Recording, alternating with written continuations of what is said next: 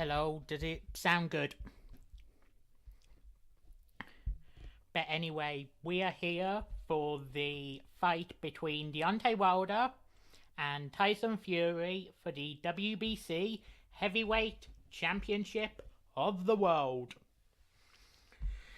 I have decided to fuck it, cover a few undercard fights, despite the fear from running short on time for UFC 229. And my pop filter is deciding to go to shit. Yeah, great time to do that, thank you. I may just have to go with a windshield.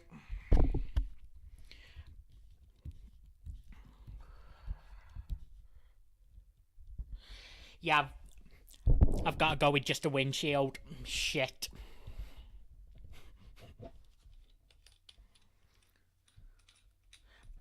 But anyway, we are in the penultimate undercard fight between Luis Ortiz and Travis Kaufman.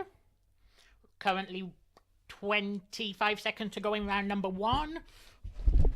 I did have a bit of trouble scoring this round because I was trying to get this set up, but Ortiz has edged it for me. He's simply been pacing Kaufman down, making Kaufman miss his shots.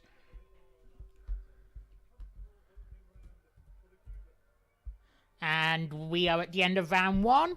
Round 1 goes to Luis Ortiz. Hey, Chris.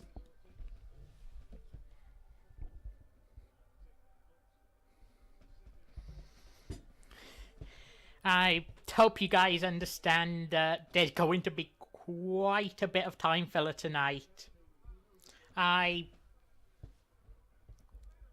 do have one thing planned that I hope to do just before the main event, but I am going to need a certain someone to help me with that.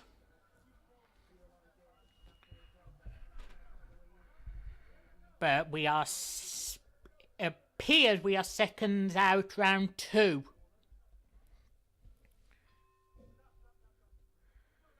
And just remember, I'm covering this fight, so you don't have to watch it.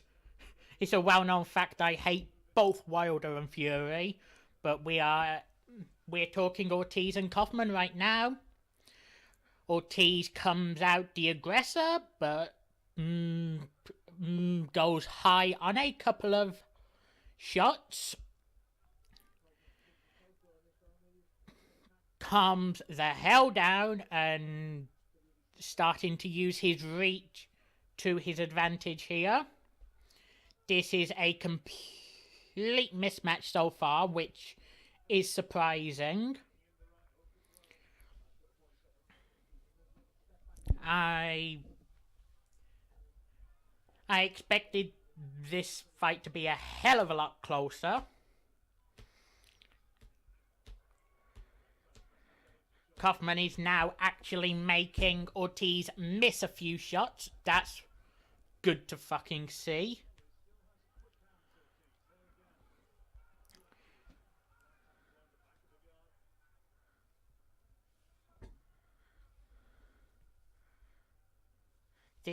Round 2 has definitely been better from Travis Kaufman. He's looking to find his range with a couple of jabs, but is unsuccessful. And we have King Kong Luis Ortiz on the outside. First of all, Luis Ortiz is lying about his age. That guy is not 39. He's at least in his mid-40s.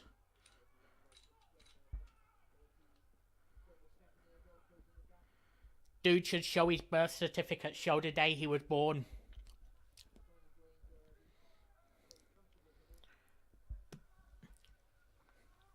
But whether he's 39 or mid-40s, he is controlling this fight very well, staying on the outside, finding a couple of body shots. Still struggling to make any connection with Travis Kaufman's head, as I'm here trying to fix this damn pop filter.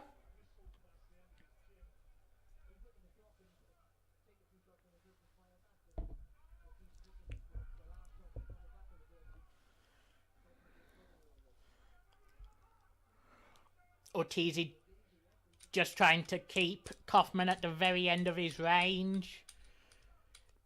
I wouldn't even say he's jabbing, he's just holding the left hand out there and keeping Kaufman on the inside. Huge right there, just evades. Just evades Kaufman. Hey Mike. Hey Evan. Slightly tougher round to call.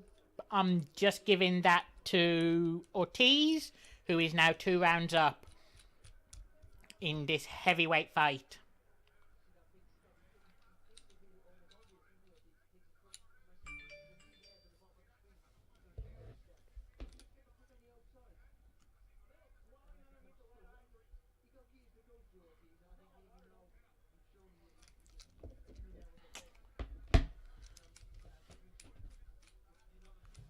In what fight, Sam? In this fight, Luis Ortiz. In the main event, Deontay Wilder.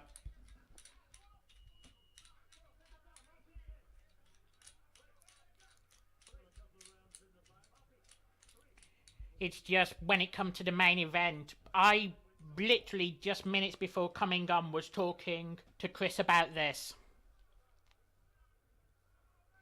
And talking about the main event. Just running through what I expect to happen in that main event. But we are into round 3 now.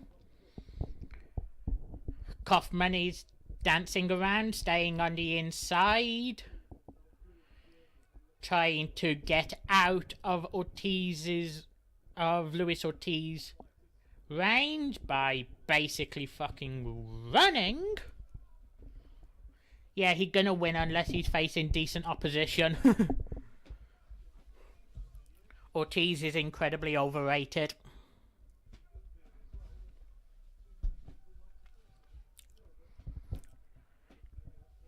Starting to cower here. And what that was low. That was low.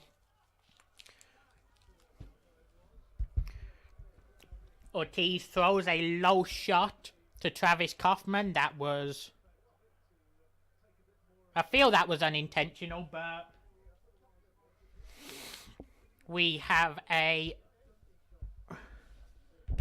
Can you hear me? Hello? Hello? Hello?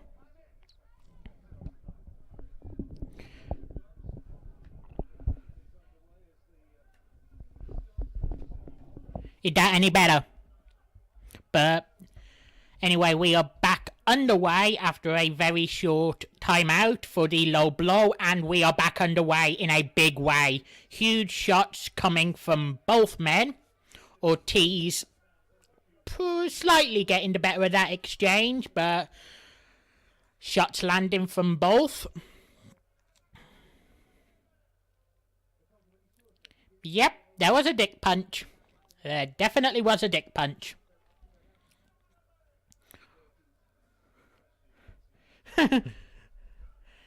I think the fight would be over if we had a throat punch, but... Ortiz is appearing a little reckless to me.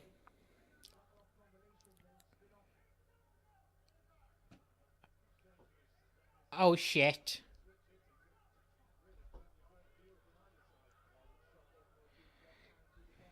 Am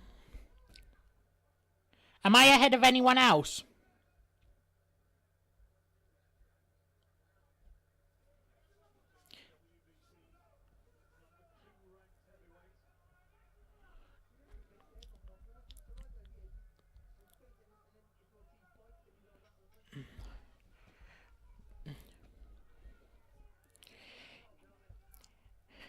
They're both looking tired to me, Mike. Another underwhelming round. I'm giving that to Ortiz, who is now 3 rounds ahead after 3 rounds. This... Oh, no.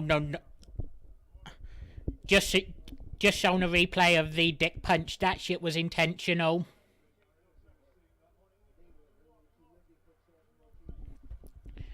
That dick punch was intentional.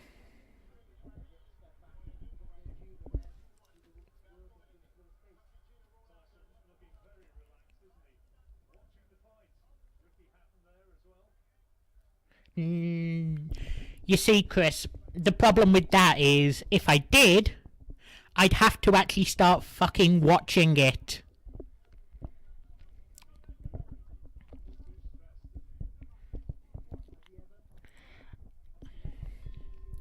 Seconds out, round 4. Both men come to the middle of the ring. Ortiz looks to get a jab off to the head and the body, misses with both. Kaufman is basically holding his left hand out there.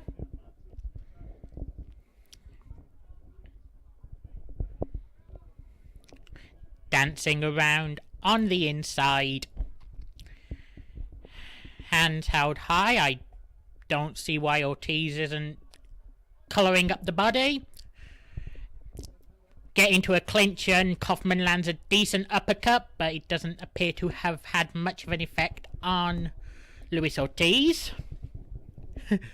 Wouldn't you, Mike?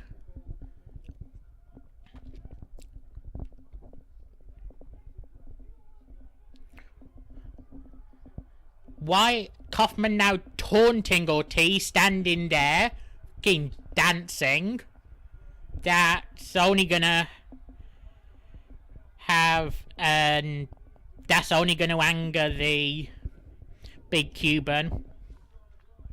I'm gonna have a shot of whiskey in a minute, and then I think I'll probably have something a little stronger just before the main event.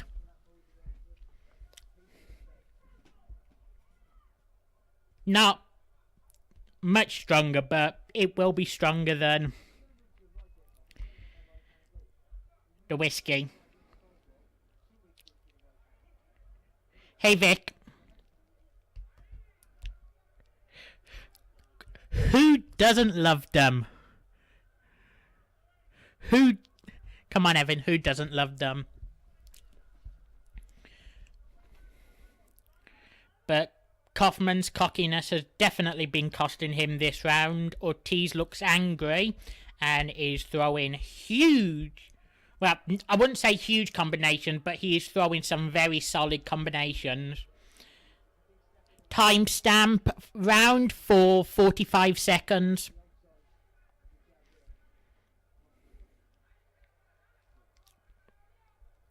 Both of them now fighting out of the southpaw stance. And Ortiz appears to have calmed down from the mocking earlier in the round. Incredibly stupid to do when at least I have him down on my cards. And everyone has him down on their cards, for at least on the app I'm using. Why are you taunting? Why have you got your hands in the air? That's an easy fucking shot. Round 4 is over. Round 4 is over. Another round goes to Ortiz. Kaufman has angered me in that round. You don't hold your hands out. You don't hold your hands up. You don't fucking shake when you are losing when you are losing the fight.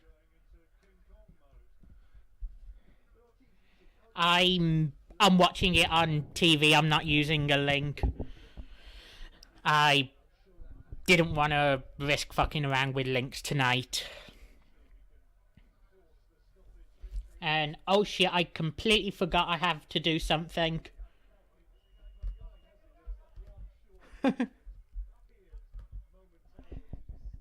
I Totally forgot about this. Seconds out, round 5. We are underway. While I just try and get this sorted.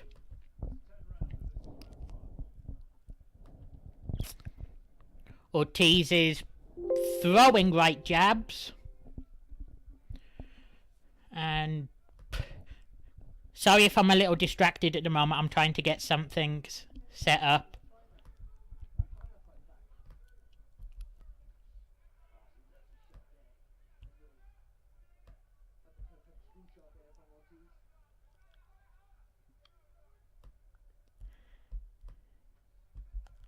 There we go.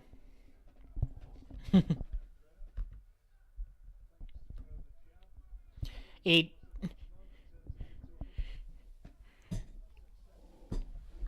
actually BT Sports, not Sky Sports. Sky Sports has some weird contract thing or whatever with Eddie Hearn, where they will only put Matchroom events on pay-per-view.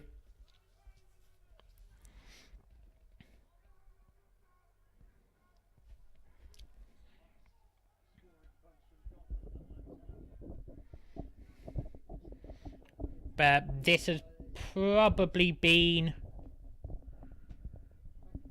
Kaufman's best round of the fight, and he's still getting hammered. If you'll refresh, you should see a new piece of artwork. Thank you, Klondike Bill, for that. Let's see if it's updated. I'm not seeing it updated, but who cares? And Ortiz is clearly better as well. Every single round so far has gone to him. And they haven't even been close.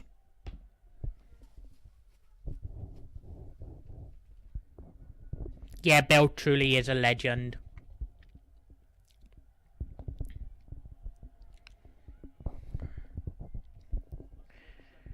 Kaufman clearly knows he's in a really bad place and he's starting to throw fucking wildly. Wildly on the Wilder card. Yeah, I'll see myself out now. That was a terrible fucking joke. But Ortiz is basically just pacing him down. And really just fucking with range. A really fucking boring round, that. And now, if Kaufman is to win, he has to put Ortiz on the floor. If Kaufman cannot put Ortiz on the floor, on my cards, the best he can hope for is a draw. They're showing the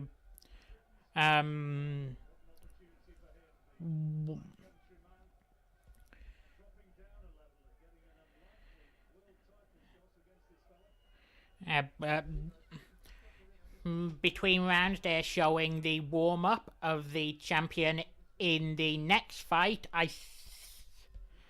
I'm terrible. I think it's super middleweight, maybe super lightweight. I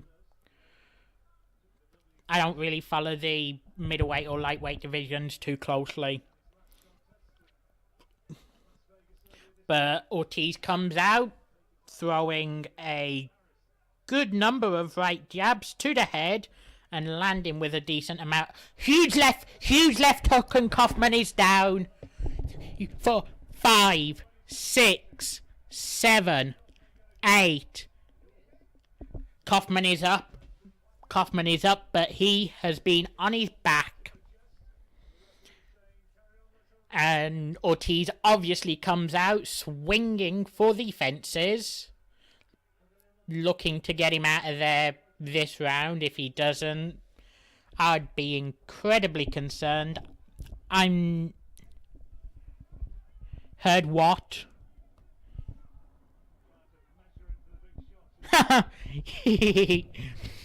Yeah, okay, Bill.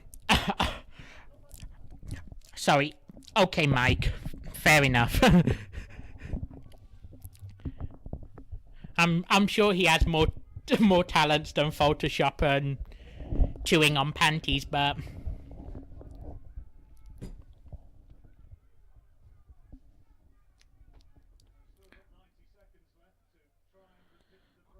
it's halfway through. That's 3 autocorrect fuck-ups in a row.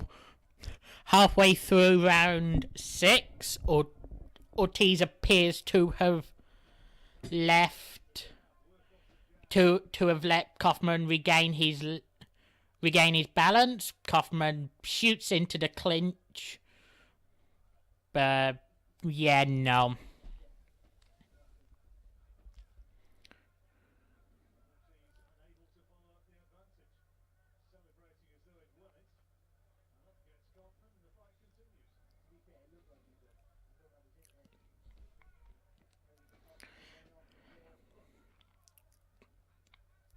Ortiz himself, I would argue, is starting to tire a bit. Okay, yeah. Fair enough. I made an issue. I made a mistake, Mike. But as I was saying, Ortiz himself appears to be tiring a bit. He really should have put Kaufman away this round.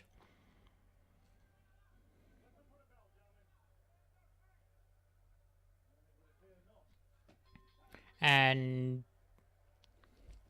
of course, given the knockdown, Ortiz takes that round 10-8. But he really should have finished Kaufman in that round.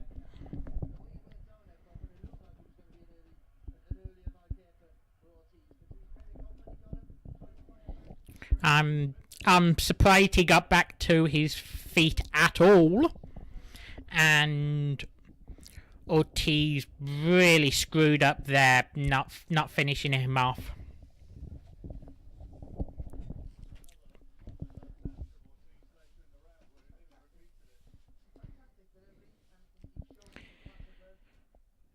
Yeah.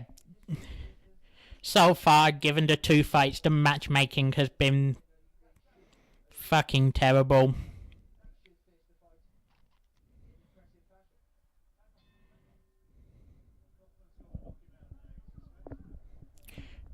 No shit, the commentary team had just said Kaufman has to knock him out. I said that a round ago, you fucking idiot. I was actually saying to Sam earlier that the fight media fucking infuriates me. Well, sport media in general infuriates me, but fight media more than most.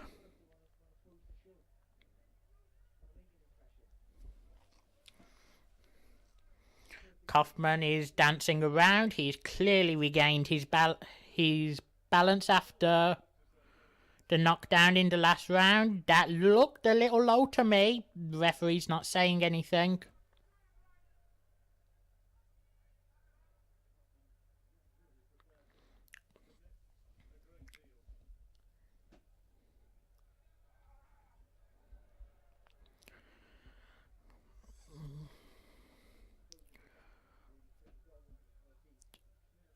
Ortiz looking a...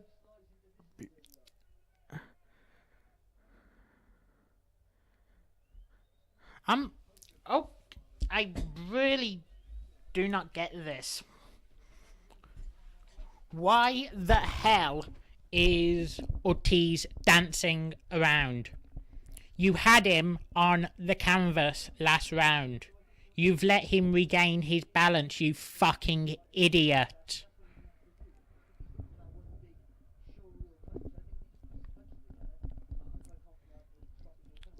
Why? And now he's letting Kaufman land combinations. not even attempting to block them. This last 5 minutes is the exact reason I call Luis Ortiz overrated. I don't believe so, Mike. The way he's fighting, that would be understandable, but... fucking... should have put him away in the last round. Had opportunities this round to put him away as we enter the final 30 seconds. Landed some really nice jabs in this round, but really just jabs. Has barely gone to the body. I'm sorry, this round has annoyed me.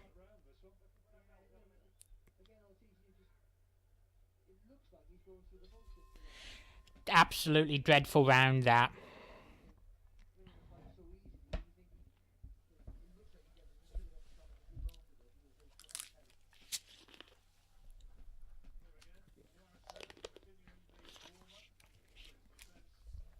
They're again showing the champion heading into the next fight. Warming up as we approach round 8 of Ortiz and Kaufman.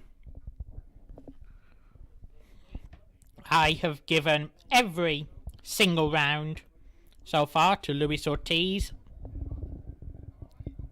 Up 70-62.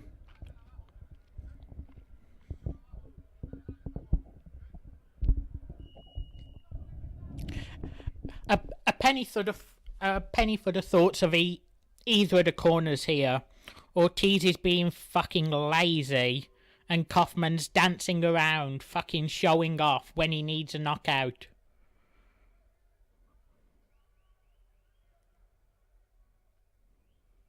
Ortiz appearing to come out this round with a little more energy, trying to force Kaufman up against the ropes with the jab. Unable to do so. And huge left hand. 5, 6, 7, 8. A huge left hand hook to the chin puts Kaufman on the ground. He gets back up, but if Ortiz doesn't finish him this round like he failed, he hasn't even come out aggressive. He's just looking to hold him at bay with the right hand jab.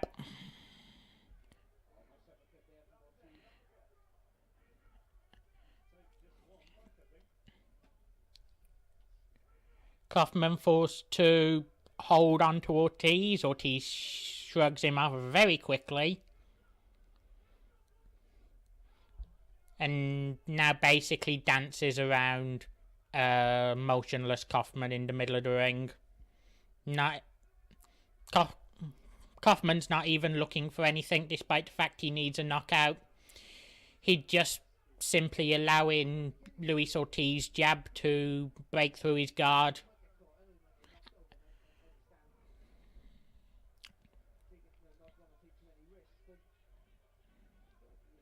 Few jabs from Ortiz to the body as Kaufman still just stands there near motionless.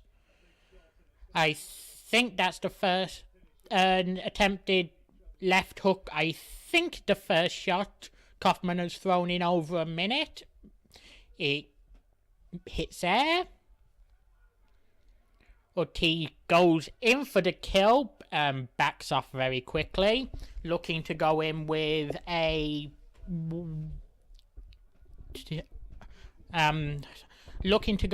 what appeared to be a left uppercut, but it shows no effect. Why is Kaufman taunting?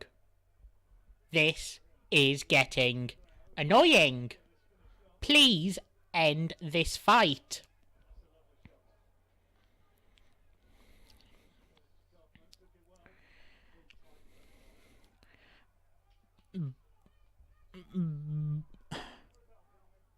Ortiz looks to try and finish it before the bell with a few good left hands and a right hook, but he is unable to do so, and we have come to the end of round 8.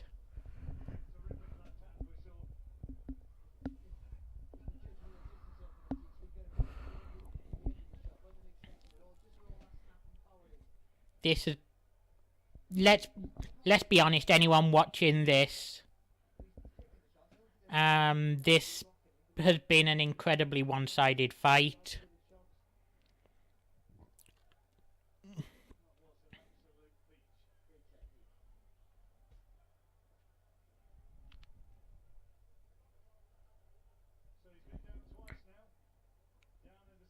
Oh, shit, yeah, my mind isn't working. We've just finished round 8. We're going into round 9. Thanks for the correction.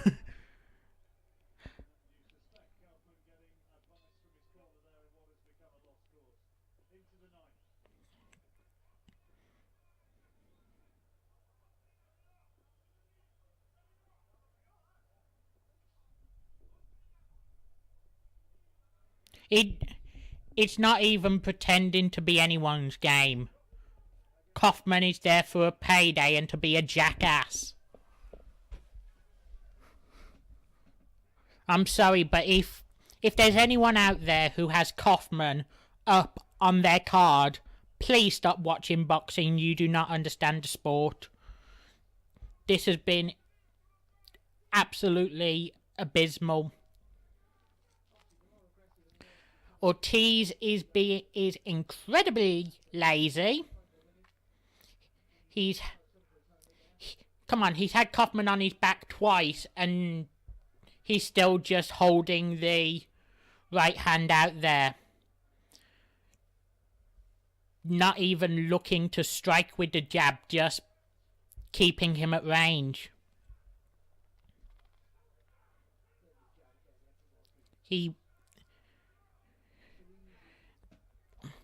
He's had at least that's a dick punch, another dick punch from Ortiz, but Ortiz has had 3 chances now to put Kaufman away. He's wasted every single one. I wouldn't be surprised if Ortiz is docked a point here after his second dick punch. Nope, the referee appears to have let that one go.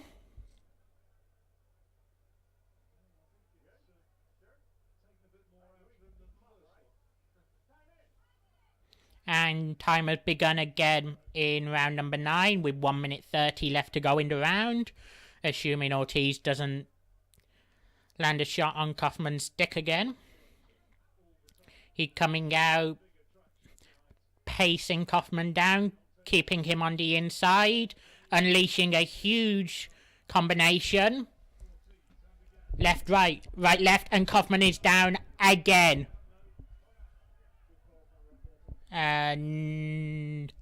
Nope, they called that a slip.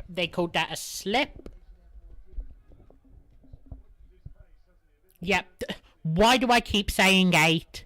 Yeah, we are in round 9. Sorry.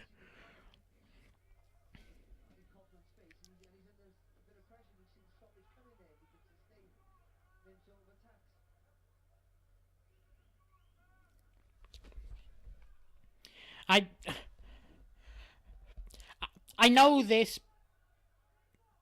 well, I guess broadcast is appearing a little boring, but what can you really say when one guy's just standing there motionless in the middle of the ring? Combination is unleashed by Ortiz, and yet again he fails to capitalize, just throwing a few decent right jabs to close the combination out. Good right hook to bring the round to a close from Ortiz, but he is unable to get Kaufman on the floor again. And yes, that low blow was totally intentional. Did I say round 9? I don't even remember.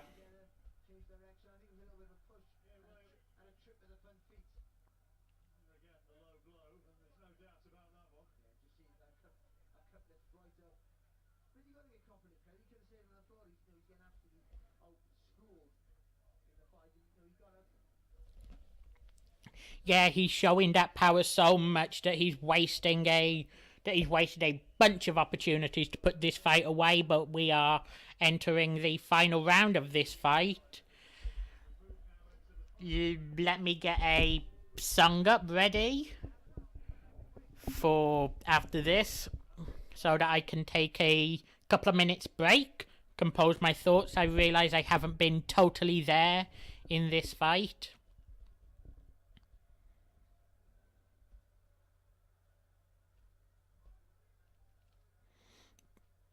But Ortiz is again coming out looking for the jab. Kaufman holds on. He's been absolutely destroyed here tonight. I say here, there's several thousand miles away, but he'd been absolutely destroyed, and he is down on 5, 6, 7, 8. Kaufman is brought down again.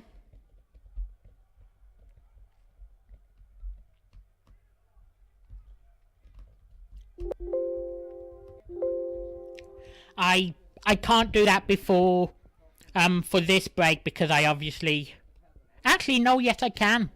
I can.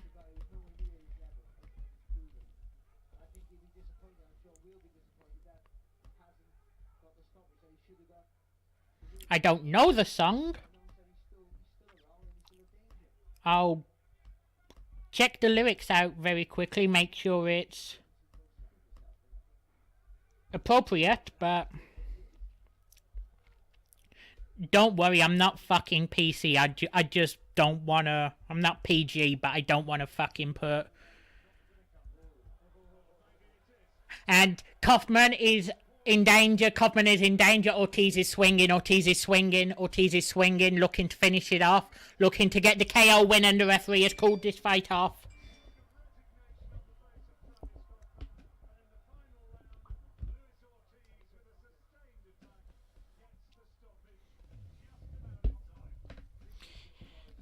Ortiz gets the stoppage in round number 10.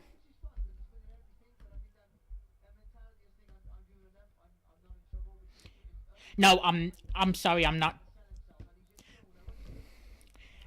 That's one thing I can tell you. I don't care, to be honest, if it's clean or not. I was going to play it, I just wanted to check, but I will never play a fucking trap song on here. Trap is fucking musical aids.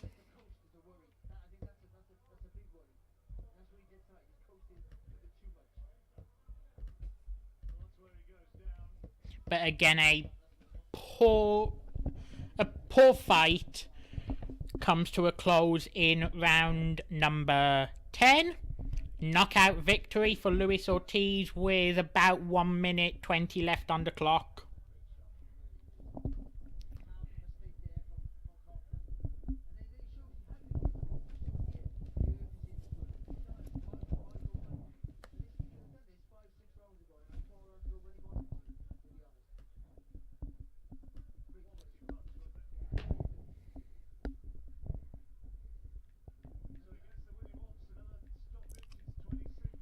Hang on, I just have to reply to this very quickly.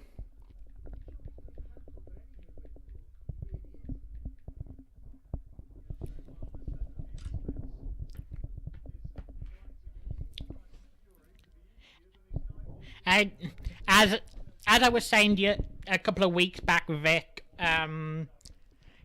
if you want an example of trap rap, just look straight to the Cash Me Outside Girl.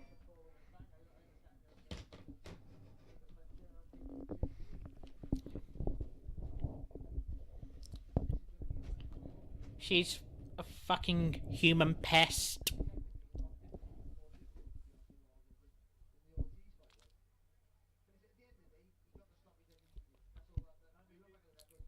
I'm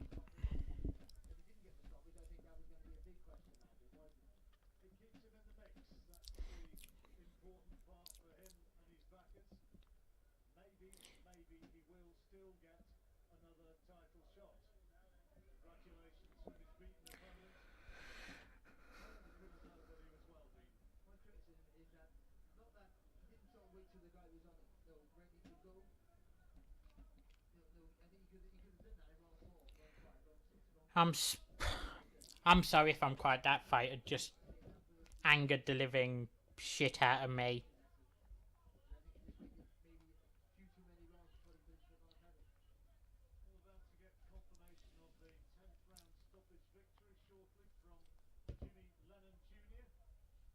Yeah, Trap is so fucking predictable.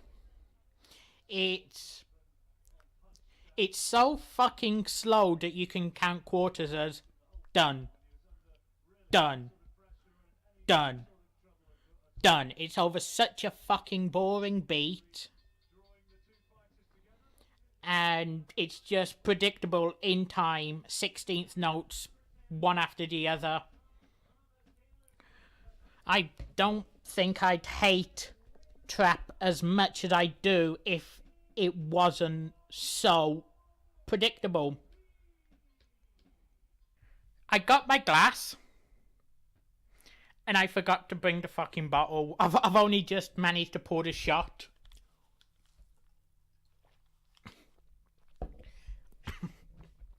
Nothing better than a nice bit of whiskey. Warm you up on a cold, cold night.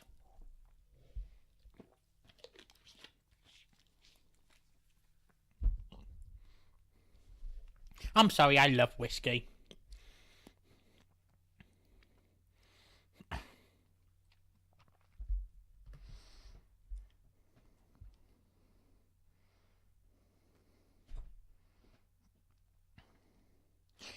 Yeah, but it wasn't the glass I forgot. I brought the glass. Just forgot the fucking bottle.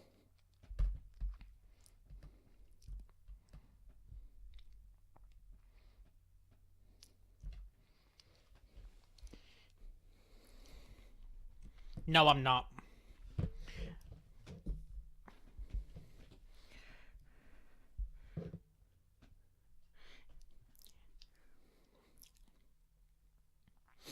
I definitely say I've changed in the last reading that last comment, Sam. I have always wanted to try moonshine. Always wanted to do it, and it's just when I do, I want someone to be there so I don't chicken the fuck out.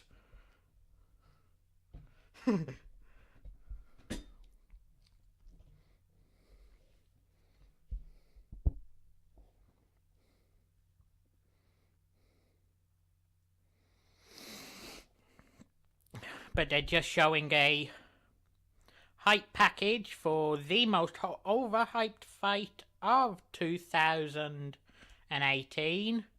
People saying I made my feelings known on Twitter earlier. This is supposed to be the biggest heavyweight fight of 2018, and they couldn't sell out the fucking Staples Center.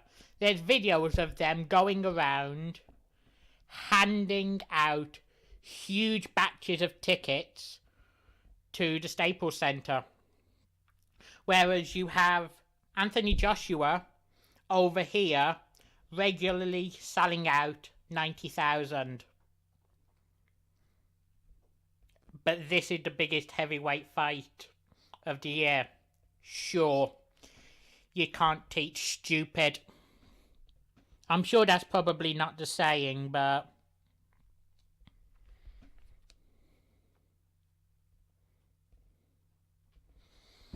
In fact, I'm pretty sure. In fact, I'm almost certain it's not the saying, but you all know what I mean. No, they did not sell out. They had a. There's. It's a capacity of 21,000. Looking at it, I'd probably say they've sold about 14 to 15. There's probably 14 to 15,000 out there.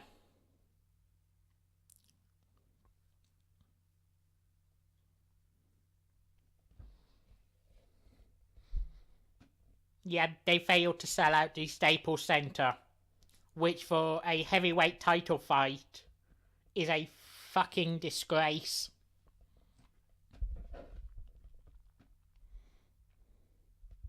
The empty seats are totally visible. And unlike in other sports, you can't hide empty seats in boxing. Camera's gonna be going all round the ring. None of this fucking black drape shit.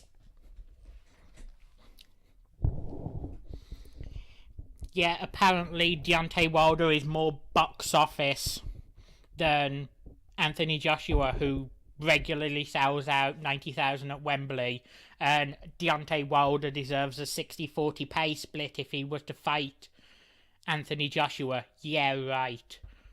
60-40 in Joshua's favour if you're being generous.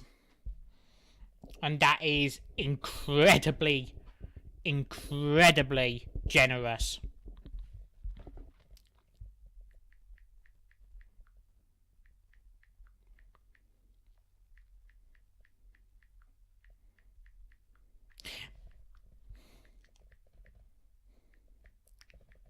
No, but seriously, can anyone at all in the chat help me? Can anyone explain this to me, because I seriously do not get it.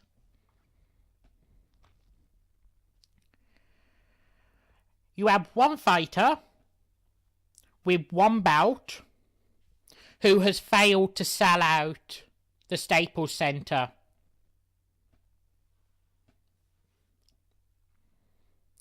And you have another guy with 4 bouts who sells out Wembley and the Millennium Stadium, which holds 90,000 each. How the hell is the guy who has one bout and fails to fucking sell out the Staples Center, which I believe is 21,000. If anyone wants to correct me on that, go ahead. How is that guy deserving of being paid more?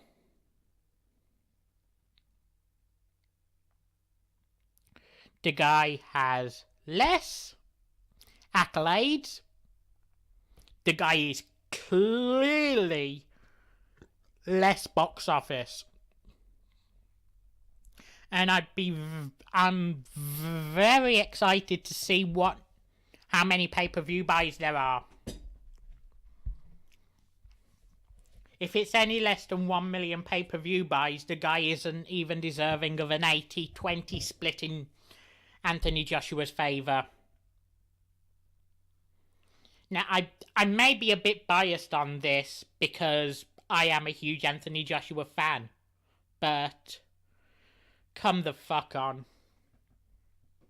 There's even...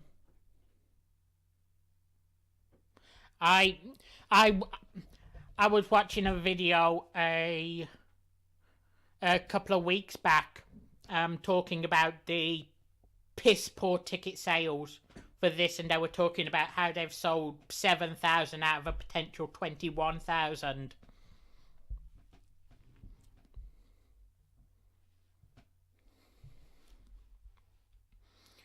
But it appears, I doubt they've even got 15,000 in there. That is a total disgrace. And both Deontay Wilder and Tyson Fury should be embarrassed. to fight for the heavyweight championship of the world, the most prestigious title in combat sport, and they can't even sell out the Staples Center. Idiots. Don't get me wrong, Deontay Wilder is a brilliant fighter. But when it comes to finances and business dealings, I don't think there's words in the English language that describe how fucking hard-headed the guy is.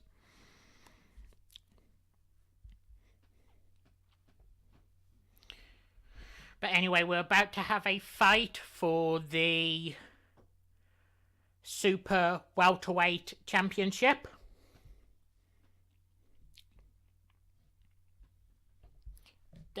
This fight is probably going to be incredibly one-sided and not in the way that I like.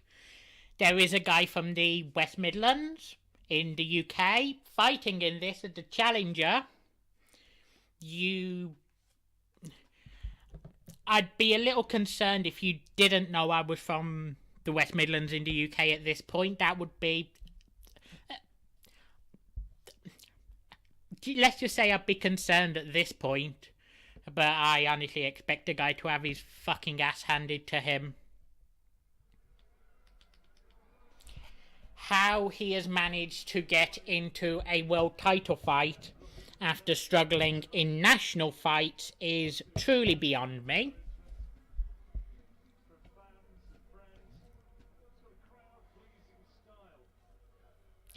And it would be an absolute miracle if he came away with the win.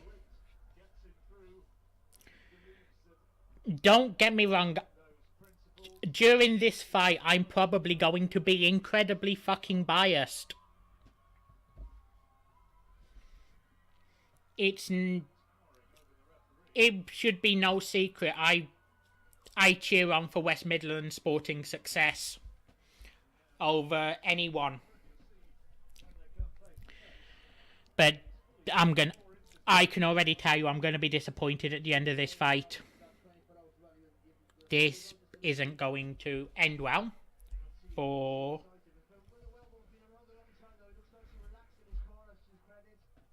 yeah,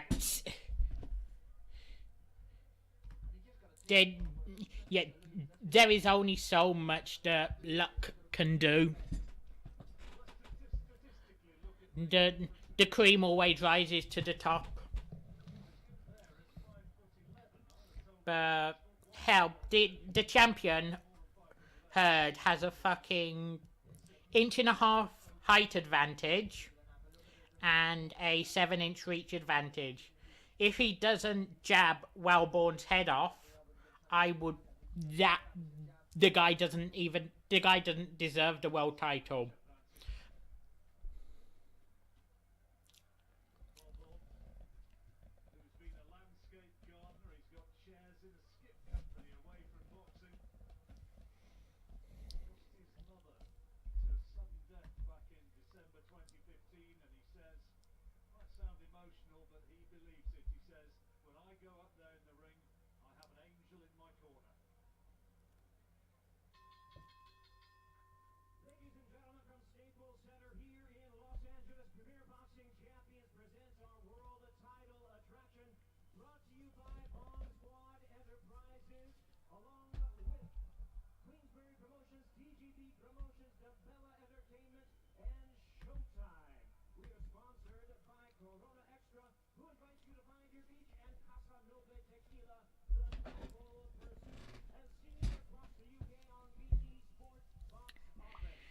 Yeah, MC, you told us all this before the first fight. Get on with the damn introductions.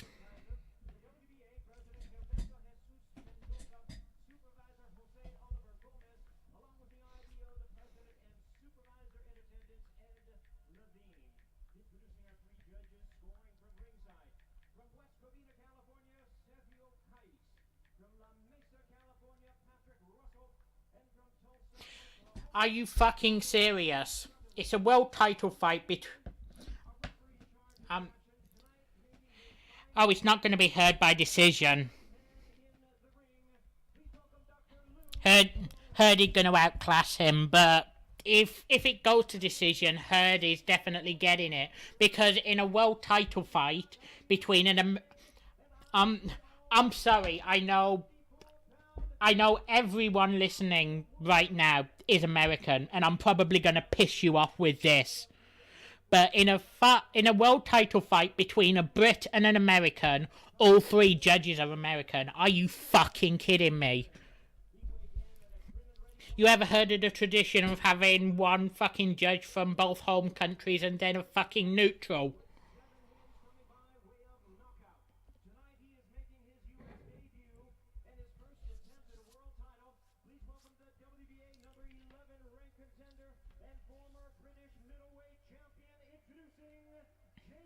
He's a fucking 11 rank. Why is he fighting for a world championship? I'm sorry, don't get me wrong, I'm supporting him all the way, but why is he fighting for a world championship?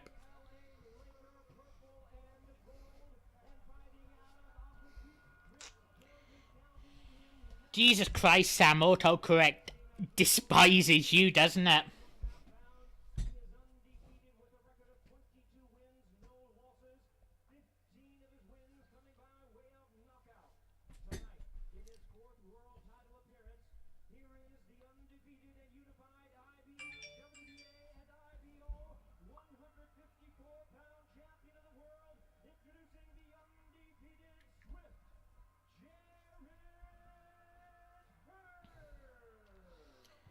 Anyway, we're finally through with fucking introductions.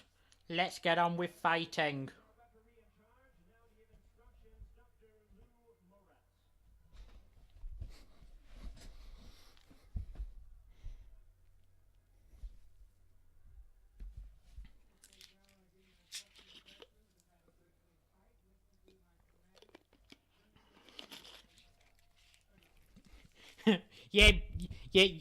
Yeah, wait for it to type something, and it's like, how can we fuck this up?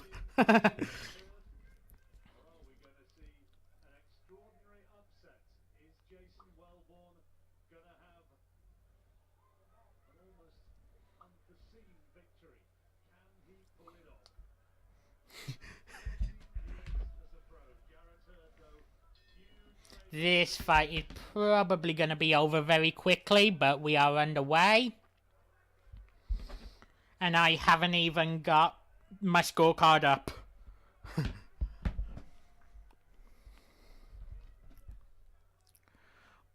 But Wellborn comes out looking to pace down Hurd. Hurd manages to land with a few jabs, while Wellborn, despite the fact he is walking him down, doesn't fucking even throw a shot, let alone land one.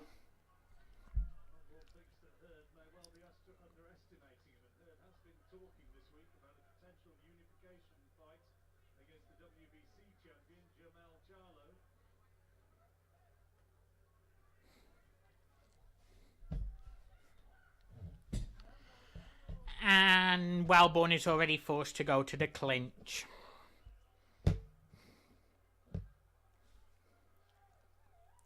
Finally throws his first shot, a left jab to the body, which fails to land. But that right hand to the head does land.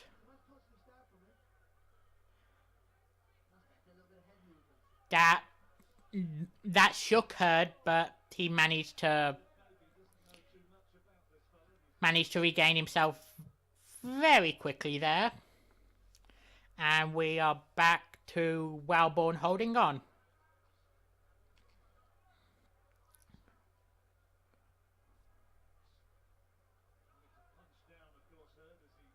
Hurd is keeping Wellborn at a distance with his jab.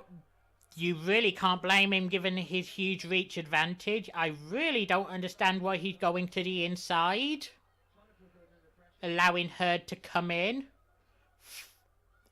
Allowing Wellborn to come in. Hurd has now managed to find his way to the outside.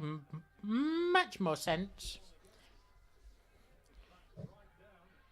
Wellborn throws two huge right hands. One clearly falls short, one is close, and, well, a timeout, but it's nothing serious. Wellborn's just lost his gum shield.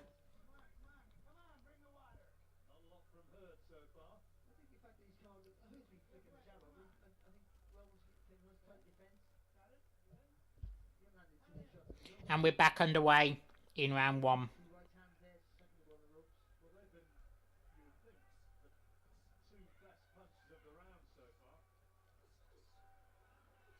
Wellborn extremely aggressive and extremely loose, throwing some very careless shots, opening himself up to counters, which Hurd is not taking. Idiot. Just the odd jab here and there.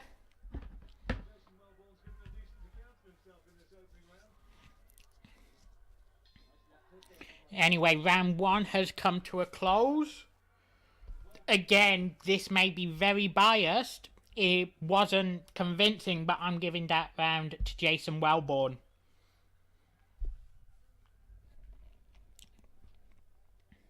I'm sorry if I anger anyone with my bias in this fight.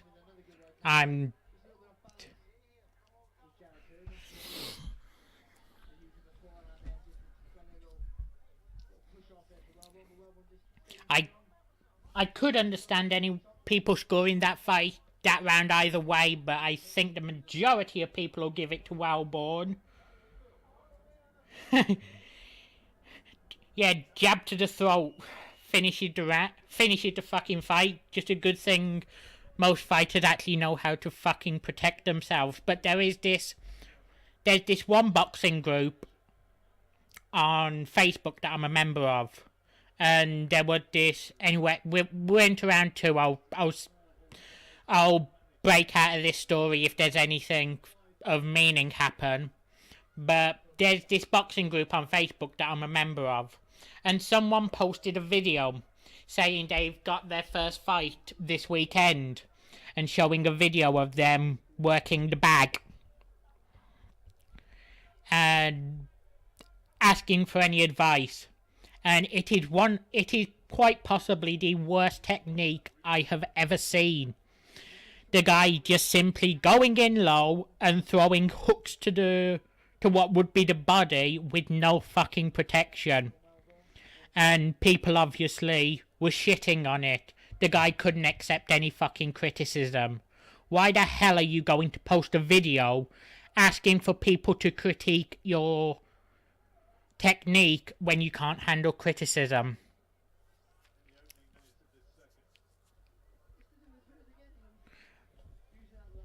But anyway, we're a minute 15 into round number 2.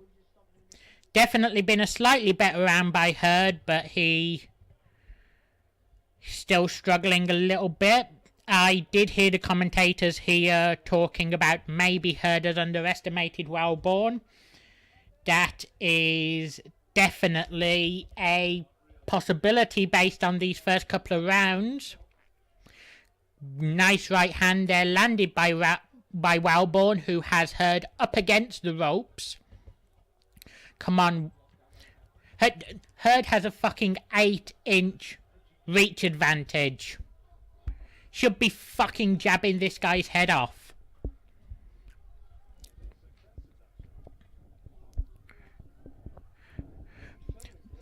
Wellborn is doing a really good job though of holding Hurd up against the ropes and throwing combinations. His block is a little bit suspect, but certainly doing better than I expected. And not as well as I hoped. I was hoping Wellborn would have finished it in round 1, but he is certainly having the better of this fight. Blocking most of Hurd's combinations.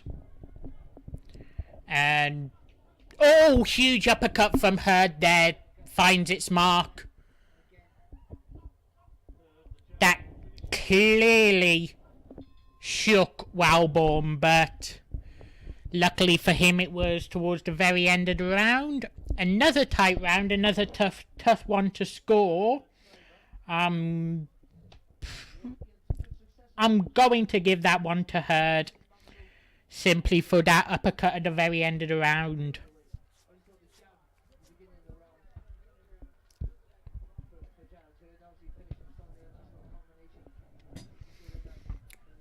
But unlike the Luis Ortiz fight, it would be totally understandable if people scored that round either way.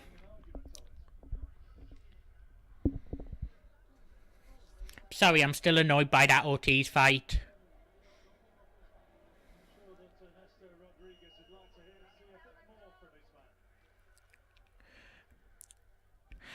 That again, that's a to win this fight. That's a difficult question. Who do I expect to win it? Herd. Who do I want to win it? Walborn.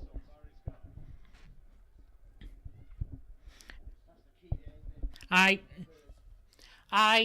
was saying to someone about a week ago, I can't remember exactly who it was, that I was once described by Johnny Florida as the least Englishman he has ever known.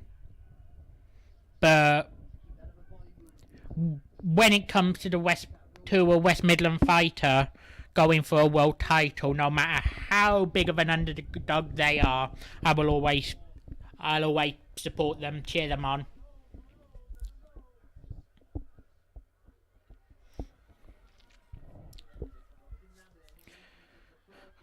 Walborn is at huge risk here of gassing himself early, though, which would leave him a huge target.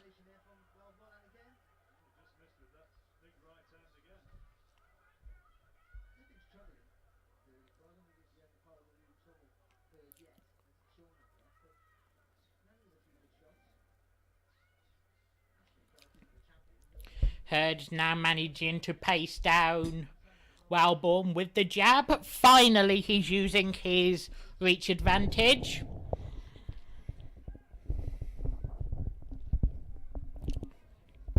Herd is on the outside, right where I assume he wants to be.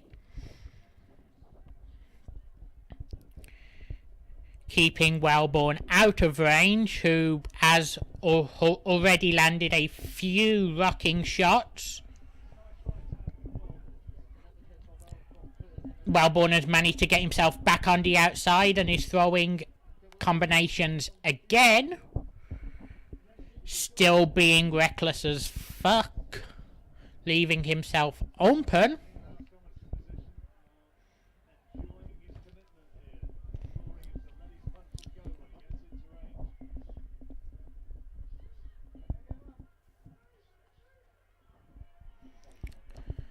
Head goes to the body. Failed with an uppercut, but immediately returns back to the body.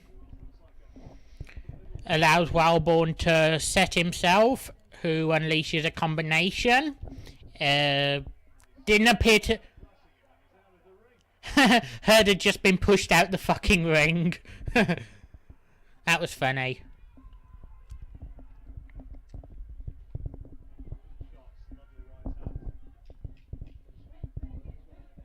He's landing a few of the shots. But again, a brilliant end to the round for Walborn, who unleashes a huge combination in the corner in the final few seconds. Whereas I gave Herd the last round for a big finish to the round, I'm giving this round to Walborn for his big finish to the round.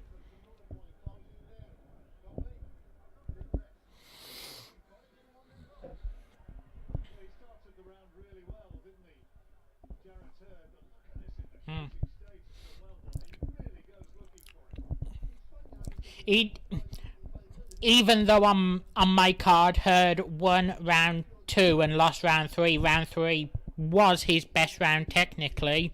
He was finally using his reach advantage to keep Wellborn at range for a large portion of the round. Just let it go to the very end and we are into round number 4. But he allowed Wellborn into his range in the final about 45 seconds of the round, and it ended up costing him.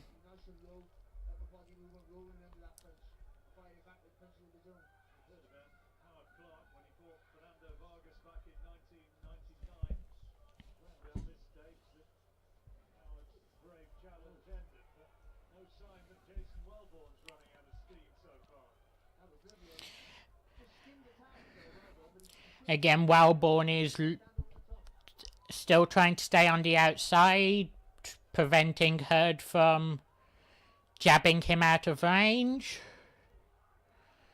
Landing huge hooks there. And Herd is in danger. Herd is in serious danger here.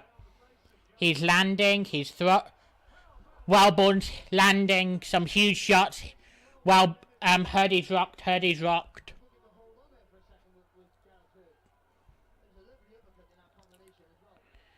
This is Wellborn's best chance of this fight.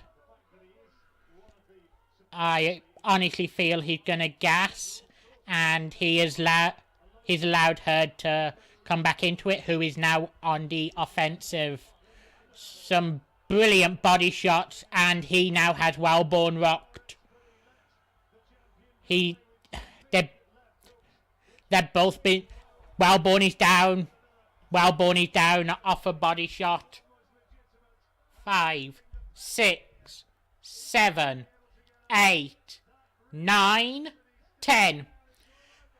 Wellborn fails to get back to his feet by the count of 10 after a body shot from Herd.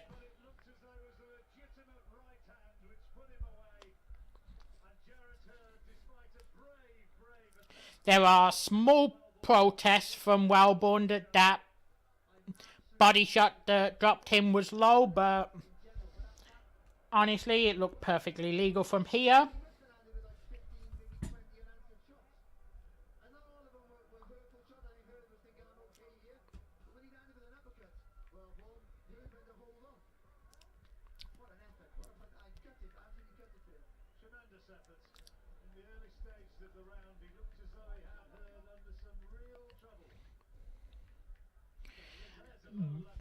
But as I was saying earlier in the fight, the recklessness from Wellborn came back to hurt him.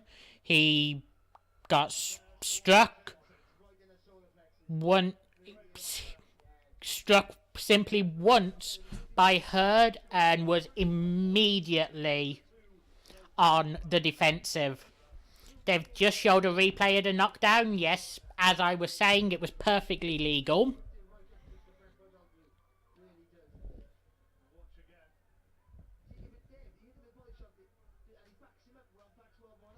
But the recklessness from Wellborn ended up costing him. A single shot from Herd, he's immediately on the defensive, and Herd comes away with a number of unanswered shots before putting Wellborn on the floor. I honestly think he could have got up by the count of 10 there, but he looked perfectly capable of coming around, but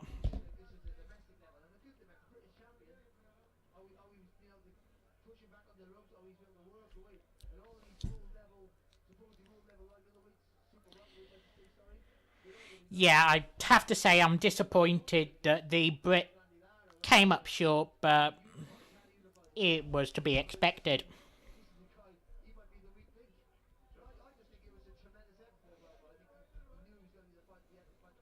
After the official decision, I have a song ready and I'll go to a final break before the main event.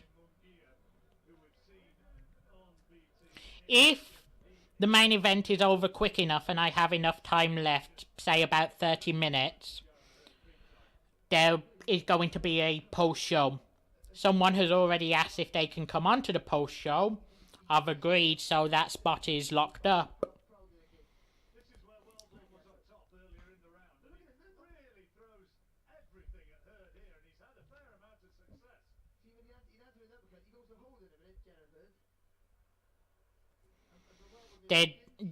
They're just showing replays of how Wellborn managed to throw that away from being miles on top. The start to round 4 wasn't even close. Wellborn was dominating him. But Hurd lands one shot. Rocks Wellborn and is able to go immediately on the offensive and puts him down incredibly quickly.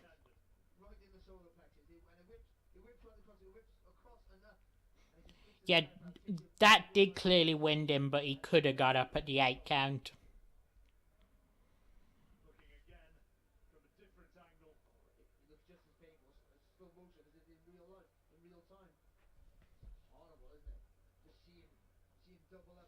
Great shot. Great shot.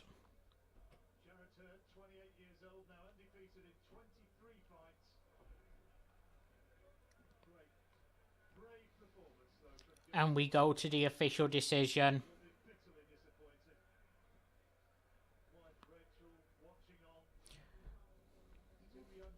Wellborn looks upset, but he only has himself to blame. He had an opportunity there to put him away, and I believe he could have got up in time.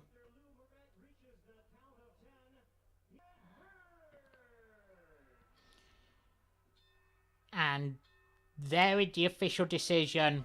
Round 4 knockout in favour of Jarrett Hurd. I still can't get over the fact that a World Heavyweight title fight can't sell out the fucking Staples Center. That still has me stunned.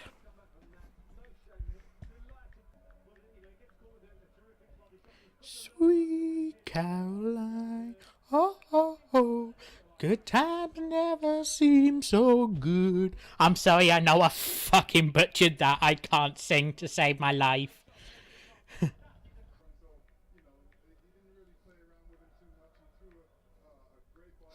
That's not the point I'm trying to make, Mike.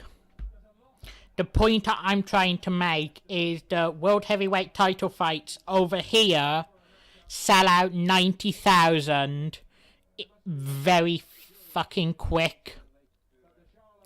This has only appeared to sell out about 15,000 in a 21,000 arena.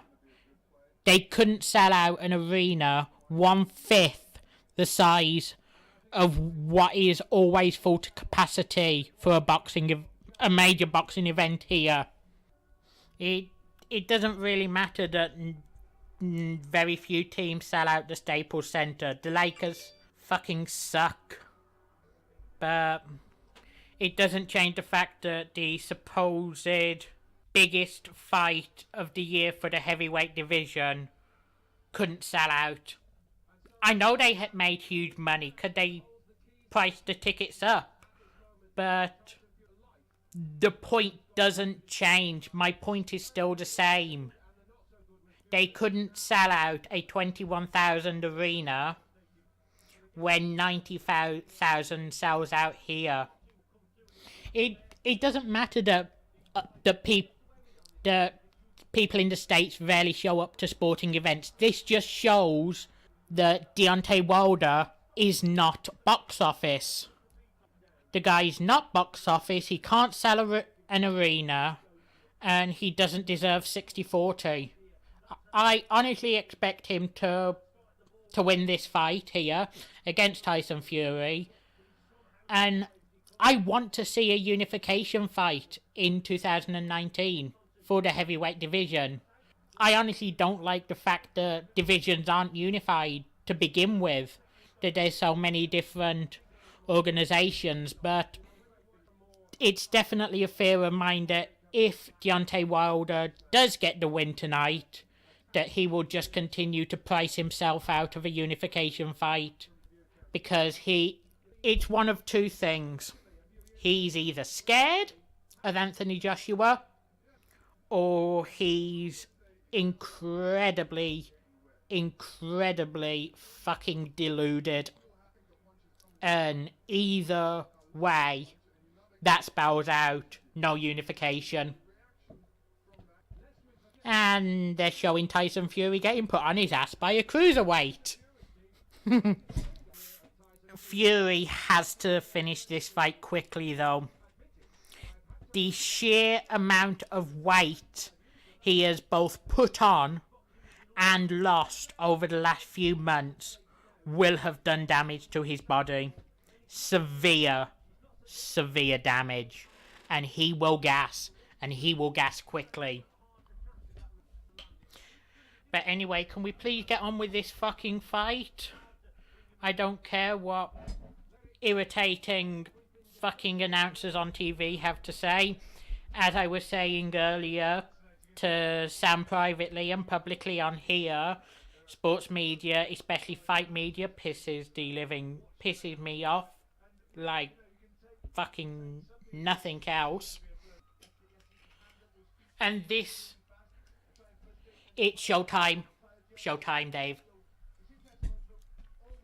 But why the hell are they saying Fury can't win early on? That's the only fucking way he can win. The longer this fight goes on, given the damage Fury has done to his body, he's going to gas very quickly. He has to finish this quickly.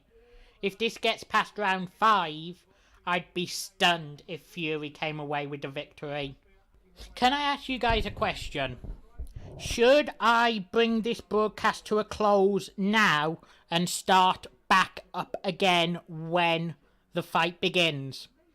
To both save on time to ensure that I can do the pre-show, and because I really struggle filling in time when nothing is fucking going on. I honestly am considering bringing this broadcast to a close and coming back on in about 10 minutes when these guys actually get to fucking fighting. It's just if I was to bring it to a close, who'd come back? I said... Okay. Because someone has actually asked to be on a pre-show with me, a post-show, sorry, I'm going to bring this to a close. I've renamed this to the undercard, and I'll continue with you guys in the chat and let you know when I'm about to come back on. Okay, I will see you all in, I guess, 10 to 15 minutes. And we are back. Both fighters are in the ring. And we're just waiting for the...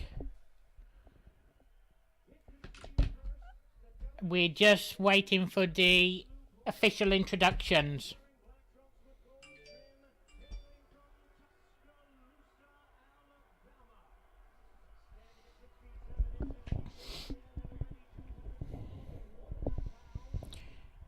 So introducing Wilder, his record of 40-0.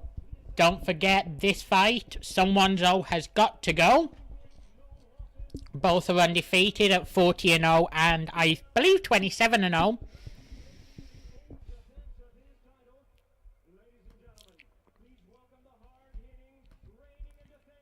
So, sorry, but I had to go off for a few minutes. I was far too paranoid about time.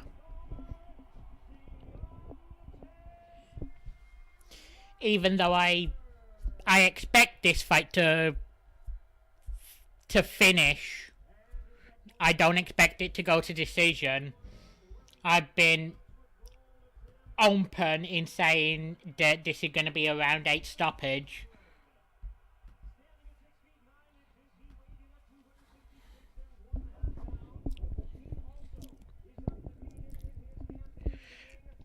And anyone who's watching who heard Tyson Fury described as the lineal heavyweight champion, that's fucking bullshit. There's no such thing as the lineal champion. He holds no bout, therefore he's not the fucking champion.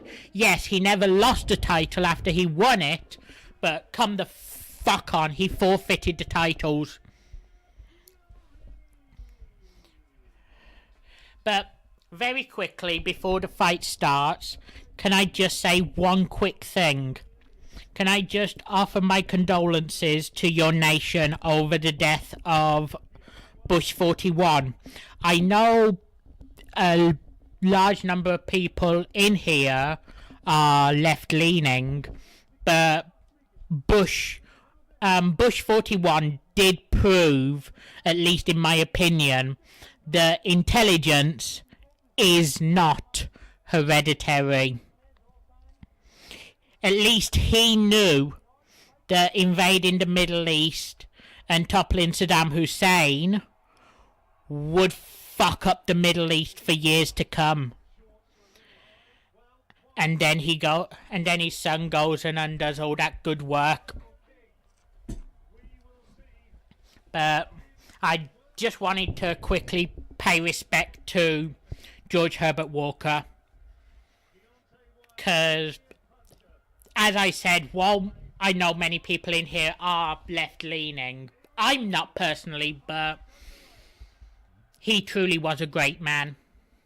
And we are underway with the main event of the evening for the WBC World Heavyweight title and the honour of being the second best heavyweight in the world.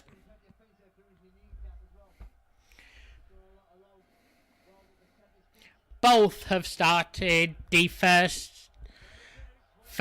round very tentatively, but Wilder is able to land a few good strikes to the head.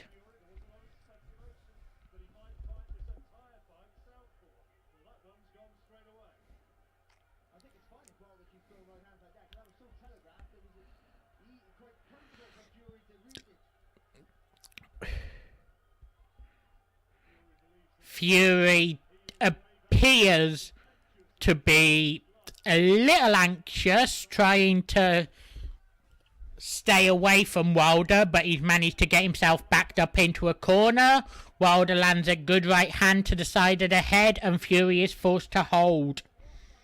Now, this is a rare occasion where I am not cheering for the Brit in a world title fight.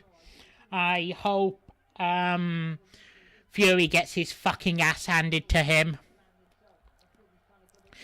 But he comes back out with a couple of nice jabs.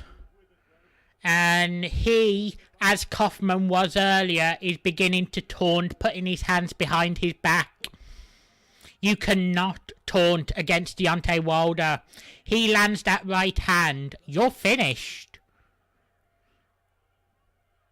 There's a reason he's 40-0 with 39 knockouts.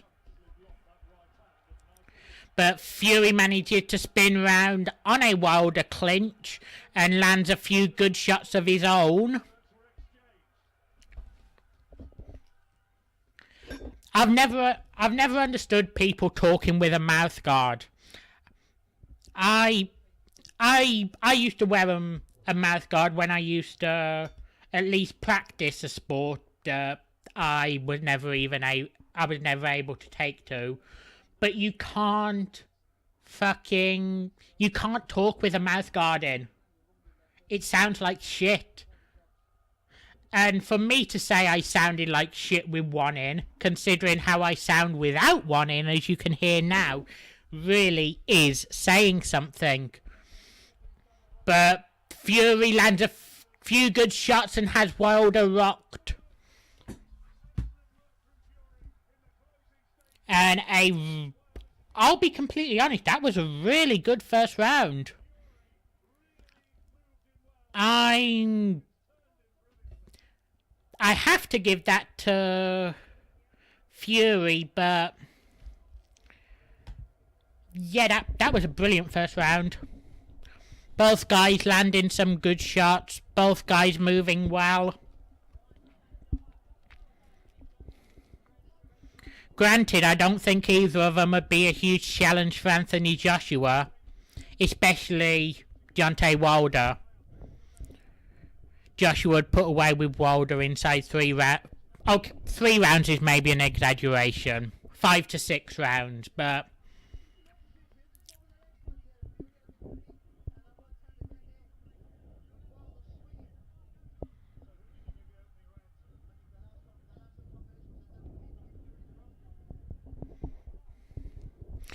we are underway with round number 2. The so-called analyst for this fight gave the first round to Fury, which actually makes me think that me giving the round to Fury was a mistake. 6 to 9 rounds between who? Mike, Wilder and Fury, or Wilder and Joshua?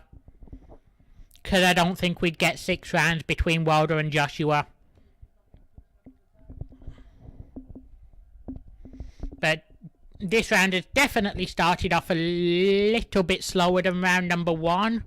Both mainly looking to employ the jab, which can only go to help Tyson Fury with his longer reach. I still don't get why he's taunting. As I said in round number 1, Deontay Wilder hits you with one right hand, you're fucked. You're totally fucked.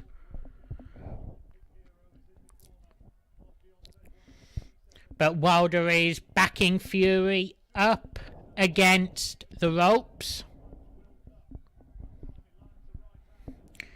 Fury comes out and lands a good 1-2 to the side of the head of Wilder, who appears ineffective. And Fury holds his arms out. I'm sorry, huge shot by Wilder fails to put Fury down, who again holds his fucking hands out.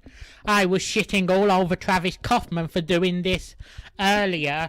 I'm gonna shit all over Fury, who I hate even more, for doing it now. Yet, this is a tough fight for me to call, because I hate them both. That is why I was seriously considering whether I should even call this card.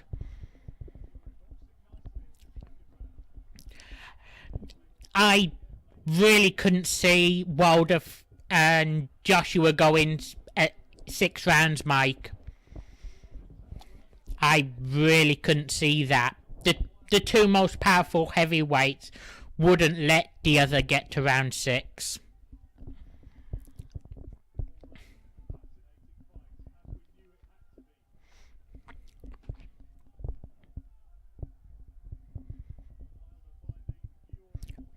And while there's little flaws in while there are very little flaws in Fury's game, huge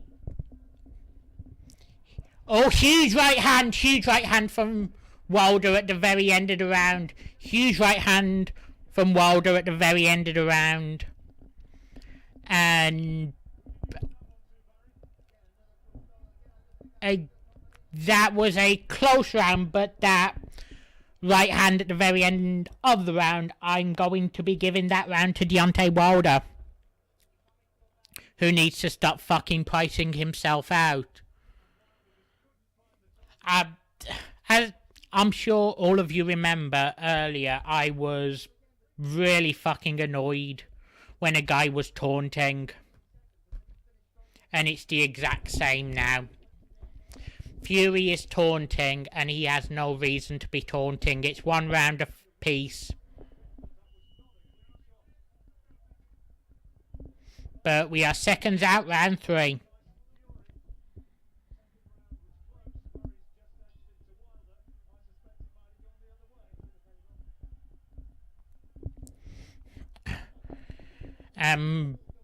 Wilder goes for jabs to the head. Fury goes to jabs to the body to keep the other away.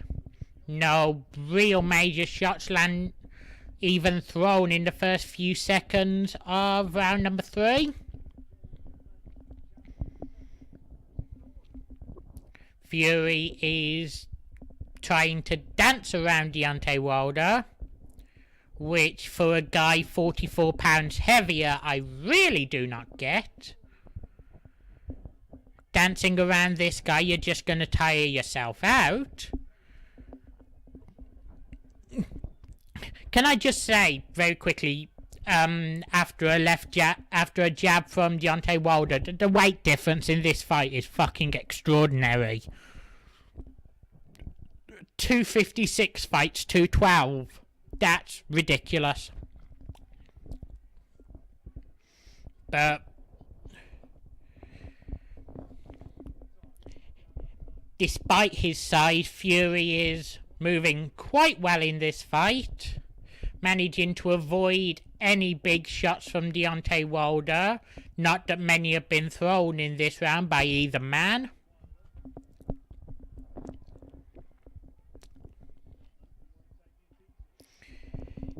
A right hook to the body from Wilder appears to do absolutely nothing. We're back to them both trying to jab each other's head off.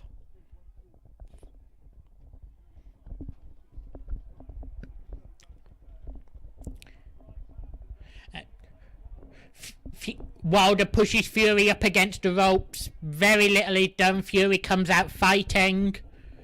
But again, the action dies down. Fury appears to be a little bit cocky.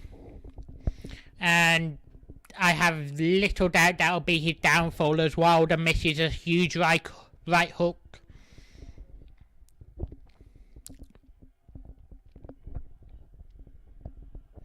Welcome back, Evan.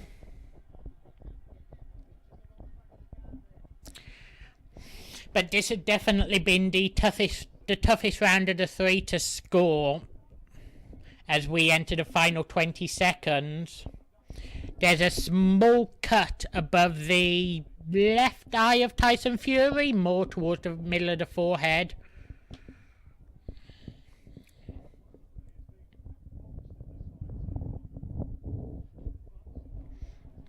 A few shots after the bow from a shot from both men after the bow. Fucking disgusting. Very little annoys me more.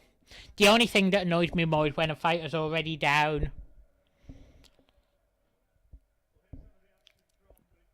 Tough round to score. I'm giving it to Tyson Fury.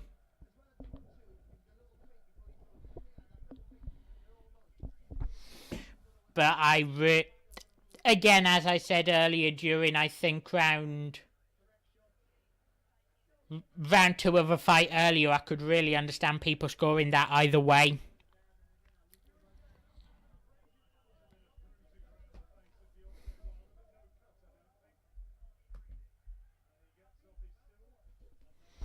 And we are seconds out, round 3.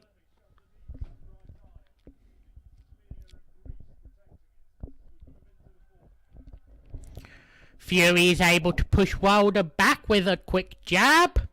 Obviously, very little damage done. You're not going to knock a heavyweight out with the jab. The analyst has it scored exactly the way I do, which is obviously concerning given the way I feel about sports media. But they have it 2 rounds to 1 Tyson Fury.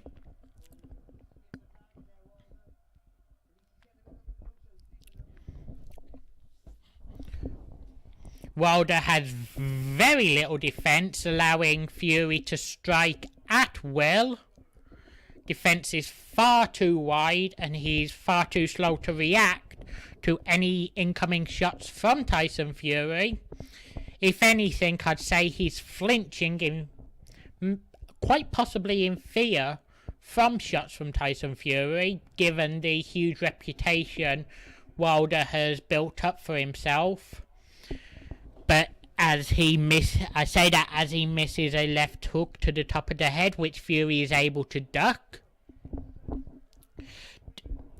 Now, don't get me wrong. While I say I hate both of these men, and I feel that Anthony Joshua is the best heavyweight in the world, I will not deny that Tyson Fury's technique is second to none.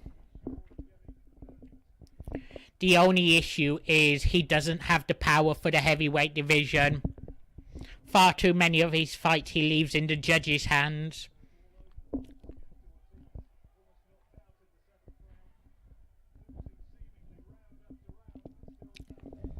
Even though this is the third fight card I've covered, it still feels weird being on air and trying at least to carry a show by myself. I don't know why that feels so weird, but it does.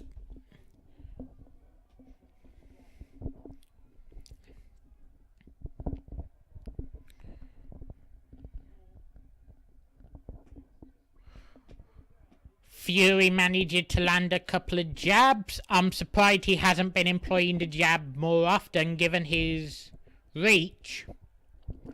But he seemed tentative to throw any shots. While Wilder here is throwing and missing willingly as he has Fury up against the ropes in the final few seconds of the round. And a couple of jabs from each closed the round out. Again, I struggle to call that round, but I'm just going to give it to Fury. Because while I don't feel Tyson Fury won that round, I definitely feel Deontay Wilder lost it. But I feel Tyson Fury's chance has come and gone. As I said, I expect the guy to gas very quickly. Because while I'm a...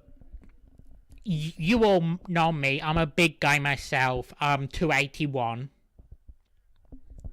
There's no doubt that affects a person's stamina. While I have Fury ahead, Wilder has landed some good shots so far this fight, and we are underway in round 5. Given the huge weight difference, that's why I was saying Fury had to end it quickly, because at 212, Wilder's stamina should be immeasurably better than Tyson Fury's stamina, as Wilder manages to land a few left jabs to Fury, pacing him down up against the rope. When will Fury get tired? Somewhere between this round and round number 7. He has honestly surprised me so far. Yeah, of course Fury's winning the fight 3-1. But I feel his window of opportunity is closing fast, Chris. As I was saying just before you came back in, such a huge weight difference, while Fury has the power to finish Wilder at that size, the stamina is going to be a huge concern. Which is why I was absolutely stunned when the commentators earlier were saying that the only thing that wasn't possible was an early Fury victory. I felt that was Fury's best chance. But this had definitely been a better round for Deontay Wilder.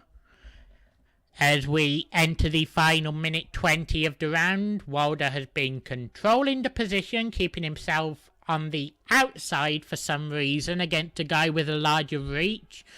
That makes no sense, but fuck it wherever you're comfortable.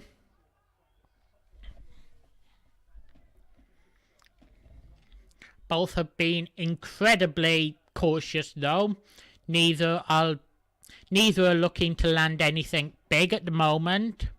A few decent shots that missed the target this round, but again, this has quite possibly been the quietest round of the fight. It could still go either way if any of the two land a big flurry towards the end, as Wilder is looking to do, but he's missing his shots, coming up short with a right hook, sorry.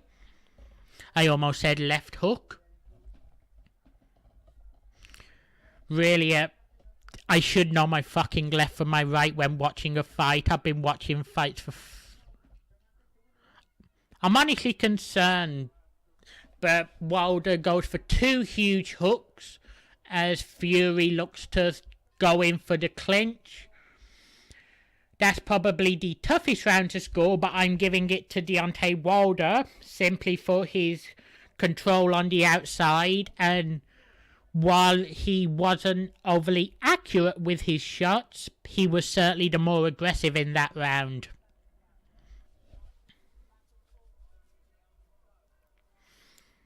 As we are 5 rounds into this 12-round fight for the heavyweight championship of the world and the title as second best heavyweight in the world. I'm sorry, but no one will ever be able to convince me that having one belt is more impressive than having 4. Joshua's the best. Whoever wins this has to fight Joshua to prove they are the best.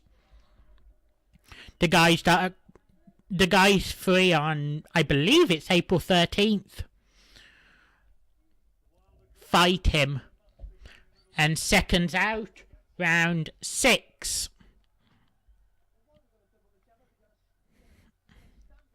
Wilder with a very wide defense coming out of the gate. The guy typically has a wider defense than normal, but that seemed to be much wider than I expected, and finally I've gone against a so-called analyst in a round simply because of the pure aggression of Deontay Wilder. But yet again, as I said, it was a tough round to score.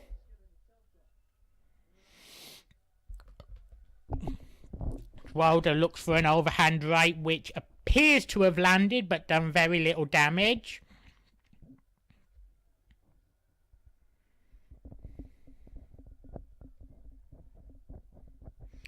Wilder looking to back Fury up against the ropes on the left-hand side of the ring. He's unable to. Fury manages to regain position in the centre of the ring despite Wilder throwing a few jabs. Fury pushes Wilder up against the ropes himself with a few good right hands, and very little comes from it, as he is able to avoid a right hand from Wilder.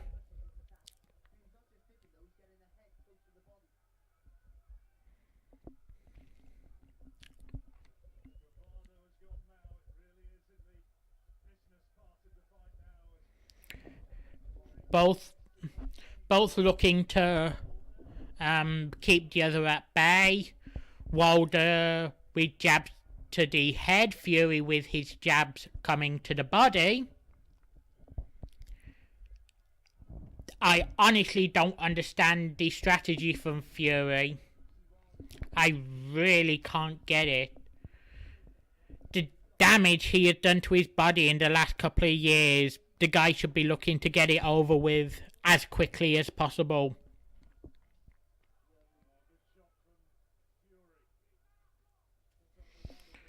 Fury lands a decent shot as they both come back together in the middle of the ring.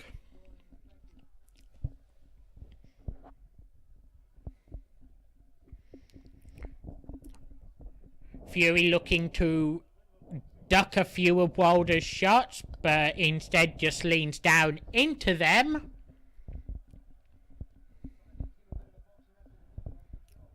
And they both seem very comfortable just sticking in the middle of the ring. Here's the thing, very few rounds in this fight have been easy to call.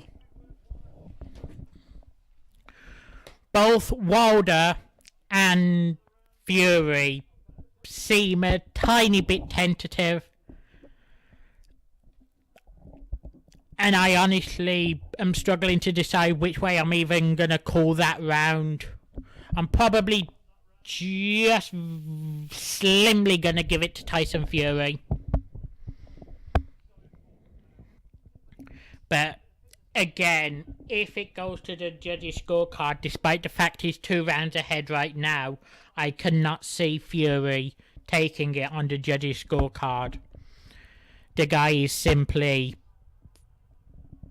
too big. As you all know, I've been on a weight loss journey over the last couple of months, and while it has affected my stamina for the positive, I can't see how Fury can go a full 12 rounds dominating Wilder. But we are into round 7, into the second half of this fight.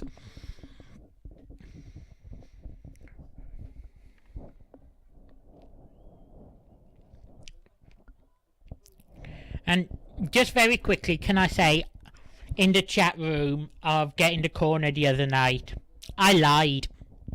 I told a little lie. I said I was 290. That was because I didn't want people to get concerned at the speed I was losing weight. I'm actually 281. Which is bordering on unhealthy speed of weight loss.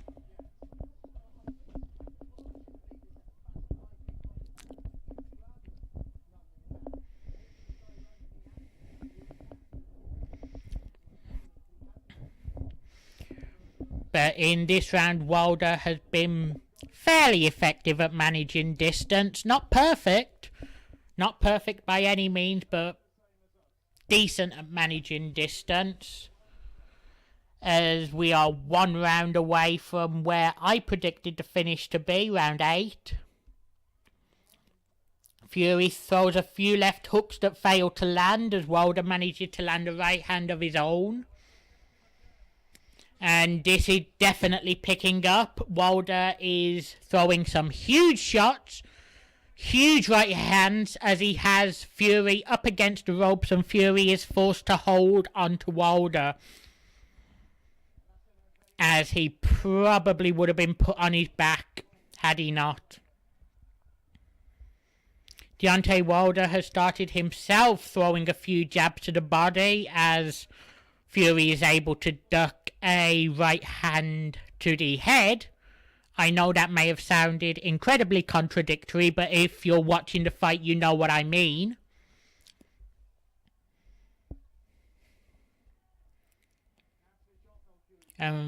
Fury now has Wilder backing up, trying to use his reach to his advantage yet again. Now, I will be honest, and if Chris is still in here, he'll be delighted to hear me say this. I know he's a huge Tyson Fury fan, but Tyson Fury had definitely surprised me tonight with how impressive he's been. He hasn't fought a decent opponent in 2.5 years. He's fought 2 fucking bums, and one of them took him the distance.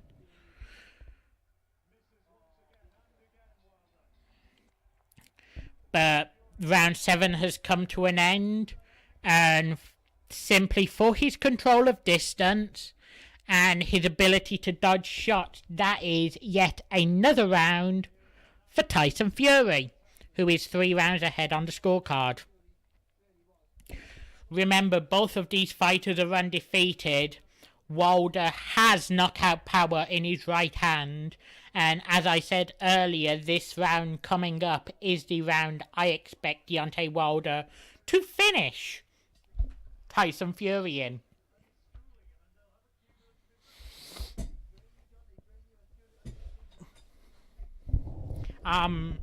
Assuming Chris isn't still in here, as he's not talking huge shit in the chat, knowing that I hate both of these guys, but I'm slightly more behind Wilder in this fight, as we are seconds out, round 8.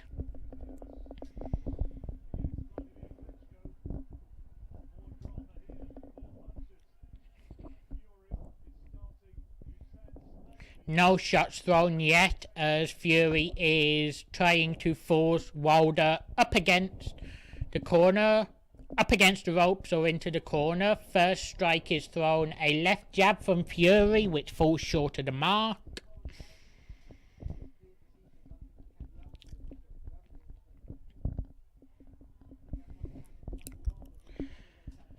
A left-right combination is thrown by Wilder. The left hand strikes, the right hand doesn't. Both are incredibly tentative this round, which is incredibly embarrassing on my end, given the fact I was saying this round is when I expect it to end. But we still have 2 minutes left to go of the round, as Wilder paces Fury down with a couple of jabs.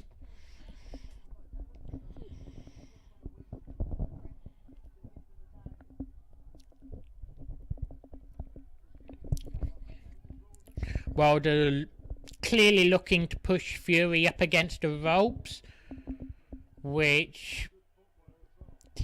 but great work there from Tyson Fury, managing to dodge a couple of big shots from Deontay Wilder and paces him down himself. I really don't see why Fury is trying to get on the outside of Deontay Wilder. Makes absolutely no sense, but... And also, I don't see why the fuck Wilder's trying to get on the outside of Fury. And we're back to the showboating from Tyson Fury, as Wilder pushes him back up against the ropes with a straight left. Wilder misses again with a right hand hook to the body. Fury pushes him back up against the right hand ropes. At least on the TV it's the right hand ropes, with a couple of left jabs. This has definitely been the quietest round of the fight, as Fury hits a overhand right.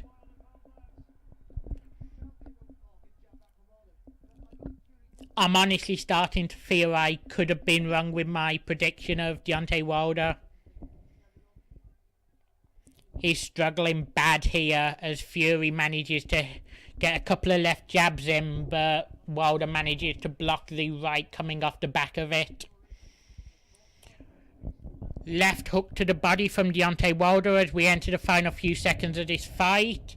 Of this round, sorry. And despite Deontay Wilder landing a really good combination there at the end of round 8, my heart says give it to Wilder. My head, which is what I'm using, give it to Fury. And let me just do the math here.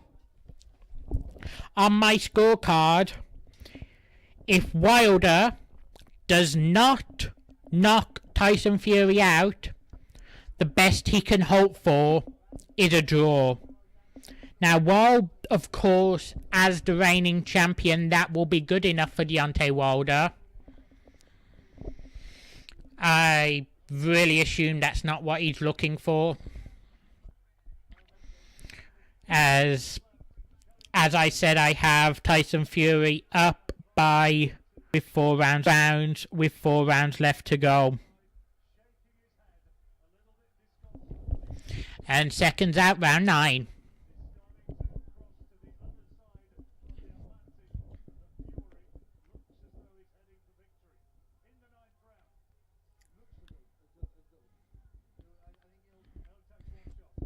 I'd love to know what's going through the head of Deontay Wilder's corner right now,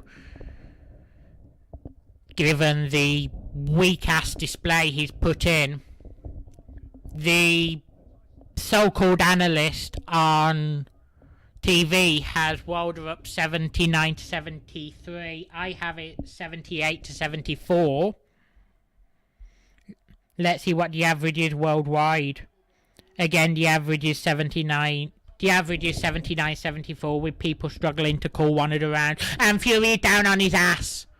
Fury is down. 5, 6, 7, 8, 9. I'm sorry, I didn't see the shot that put Fury on his ass because I was checking how the world was scoring that fight. But Fury is down on his ass and Deontay Wilder scores a knockdown as he comes out on the offensive and Tyson Fury is forced to hold. I'm sorry if I sound as excitable as fucking Joe Buck right now, but I'm honestly disappointed I missed that knockdown shot. But Wilder clearly has been told he needs a knockout and is coming out aggressive. Tyson Fury manages to walk Deontay Wilder down for a couple of seconds with some good jabs, but Wilder quickly regains himself and manages to regain position with Fury up against the ropes as Wilder is throwing strikes carelessly.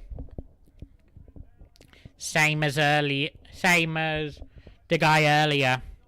And that could really come back to haunt him, even though it's no secret that Tyson Fury is not the most powerful in the heavyweight division, and he's back to fucking...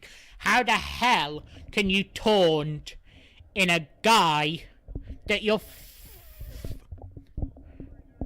knocked down? It doesn't matter if it's a hard knockdown or not. It's a knockdown. It counts on the scorecards as a 10-8 round. And that's all that matters. And with that knockdown, I now feel Deontay Wilder can again win on the scorecards.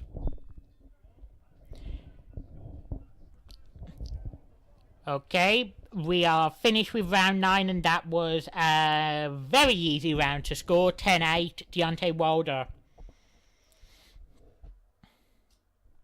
They're showing a replay now of what I assume to be the knockdown. Fury taunting as he is clocked with a left, right, left and puts him on his ass.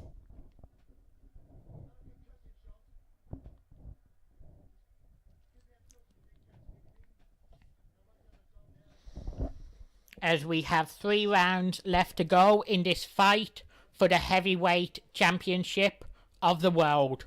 At least according to the WBC. I'm sorry, but I said it earlier in this broadcast and I will say it again. There should not be multiple world champions for the same weight class as we are into round 10. Fury pacing Wilder down as Wilder looks to back up against the ropes on the left-hand side of the TV of the ring, according to the television I'm watching on.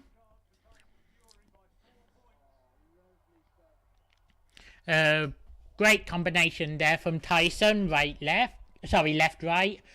I really should be able to tell my left from my right, but I don't know what is happening to me tonight. I'm completely off form.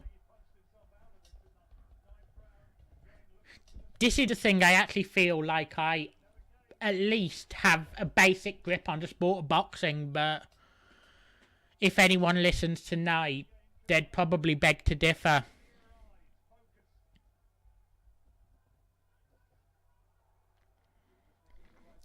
As Wilder is forced to shoot for the clinch as Fury looks to land a overhand right.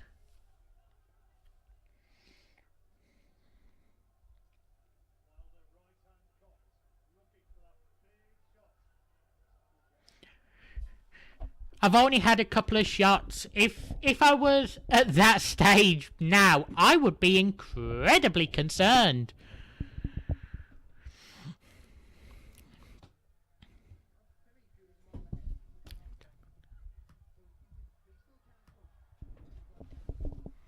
As Fury unleashes a large combination onto Wilder, finishing with a right to the chin. Wilder responds right back in kind.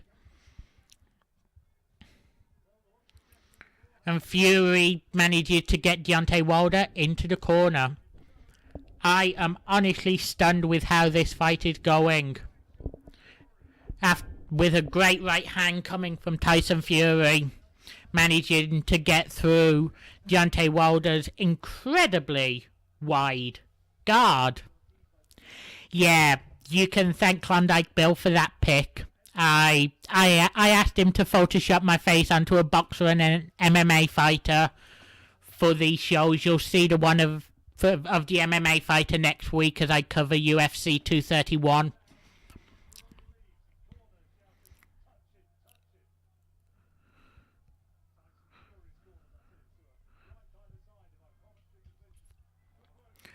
As well as Fury lands a right to the side of the head, as does Wilder. Wilder incredibly aggressive at the end of this round.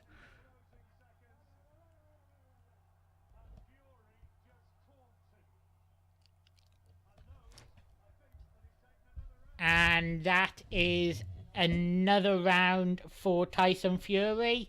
And again, Deontay Wilder needs a knockout. With 2 rounds left to go in this fight for the WBC Heavyweight Championship of the world.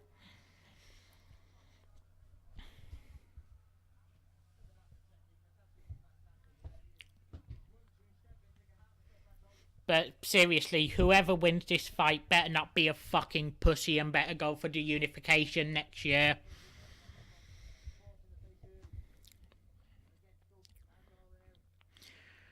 The really good flurry at the end of that round made me consider going Wilder, but in the end I had no choice. I had to give round 10 to Tyson Fury as we are underway in round number 11.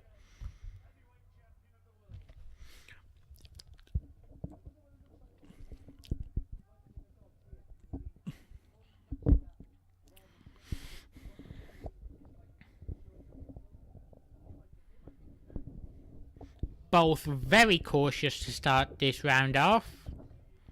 Very little is thrown inside the first 30 seconds except a couple of jabs.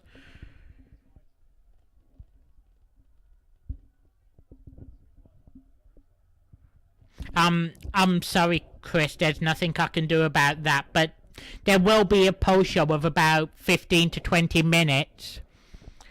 I hope you'll be able to join me for that.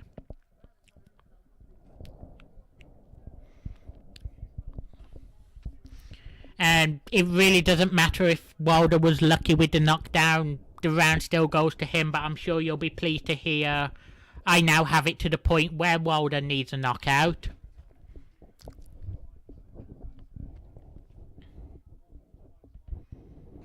As both are incredibly tentative, with the none really landing a big strike, but Wilder is able to push Fury up against the ropes and is followed by an immediate clinch.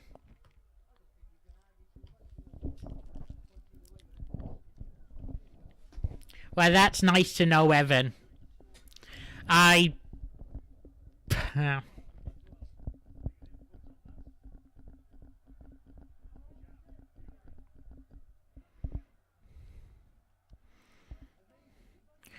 But Fury comes in on the offense. Wilder manages to catch him and Fury is forced to hold on. While it is happening much later than I expected, it does appear to me as if Tyson Fury is beginning to gas.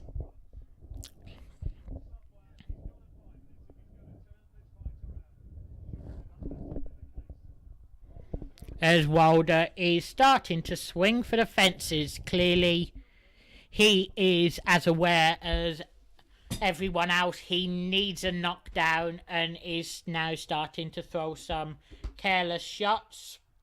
Few of them landing, but not appearing to rock Tyson Fury too much. As Fury is able to back Deontay Wilder up against the ropes, but is unable to land anything significant. As round 11 comes to a close. And as much as I hate to do it, I'm forced to also give that round to Tyson Fury because of how well he was able to avoid the shots coming in from Deontay Wilder as we enter the 12th and final round of this fight. I'm honestly absolutely stunned that this fight has at least appearing to go the distance.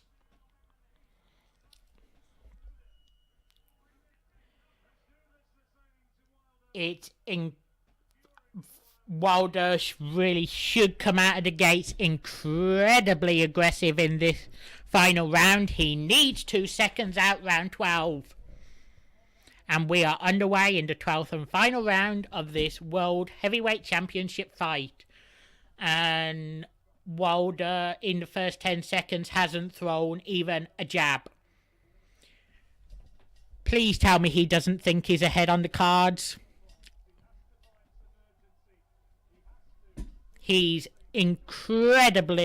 Wilder is incredibly lethargic for a guy who needs a knockout this round. And there we go. Wilder has managed to put Fury on the floor with a right-left combination. 5, 6, 7, 8, 9. Tyson Fury gets back on his feet at the count of 9. As we have 2 minutes left to go in this fight. That was exactly what Deontay Wilder needed. The only issue for him is Tyson Fury got back up as Wilder is throwing huge haymakers to the head again. Tyson Fury is forced to hold on as we go down to 100 seconds remaining. Wilder has to put Tyson Fury to sleep.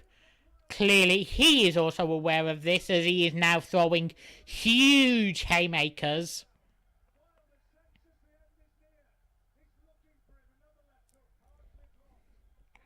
He's finding his way through with a large number of hooks.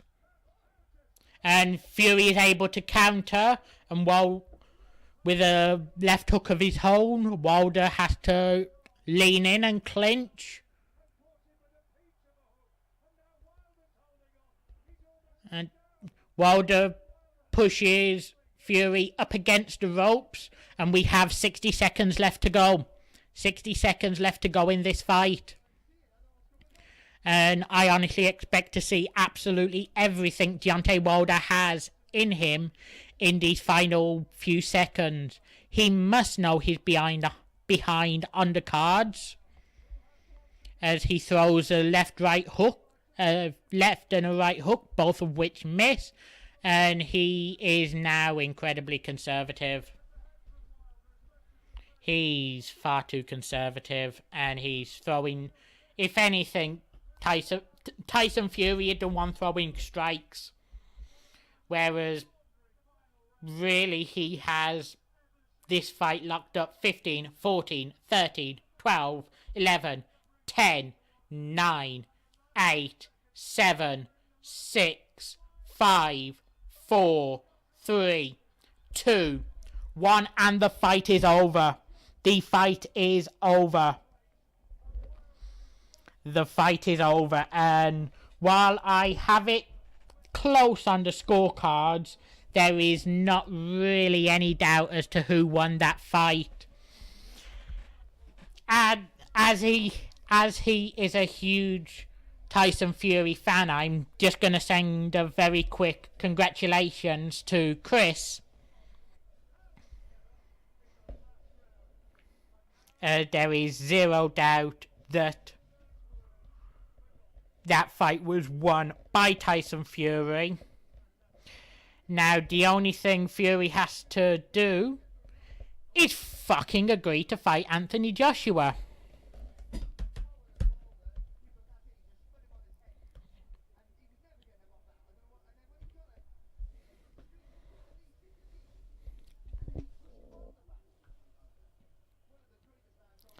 And I see Chris has returned to the chat box. I assume the fight has finished on your end as well. If it has, congratulations. There is absolutely zero doubt that Tyson Fury won that fight. It's just a question of how it will be scored. I had it 114, 112.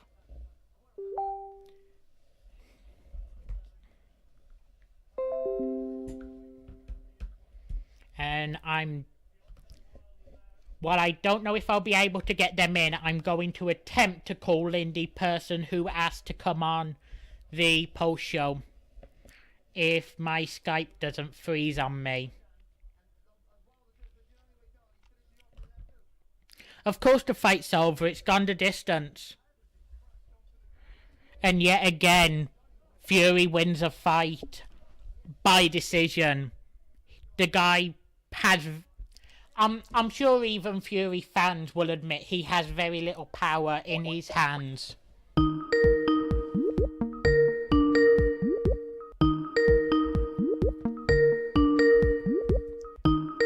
He better, Chris.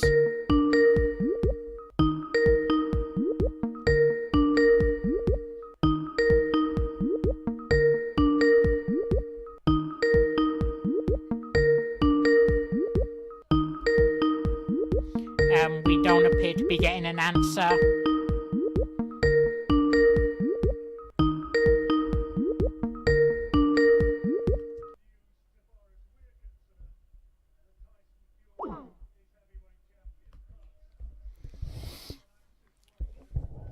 We're waiting for the official decision, and hopefully I'll be able to get this person in before the end of the show to do at least some sort of post show. Here we are. Here we are. Hello there. Well, howdy. How are you doing? I'm waiting on you. No, just joking. I'm doing badass. Just slapped a boar on his butt, said I'm on his way. I'm doing great. Great. How are you doing, babe? I'm fine, just waiting for the official decision of this fight, even though there's no question as to which way it went. Yeah, I saw how you scored that. Oh, well, we got to wait. I honestly think I scored it closer than the judges will. I had it 114, 112. Well, the last fight you scored came pretty damn close, so I'm going to have to agree with the second card. Yeah, despite the two knockdowns, there's very little doubt that this fight was won by Tyson Fury. And every single heavyweight title, if my card is correct, is now owned by a Brit. Oh, is it now? Yeah. Yep. Oh, that's exciting to hear. Not really, because every heavyweight title should be owned by the same guy. I'm opposed to the split. There should be one champion. I do agree on that as well. I know you did. Let me just say tonight, I wasn't able to watch the fight personally, but I did catch it with you, and I think you did a fantastic, phenomenal job on keeping up with it. And giving a blow by blow. I thoroughly enjoyed it. Why? Thank you. As I was saying, I understand the sport of boxing better than MMA, but we've got the official decision. So just holding a very...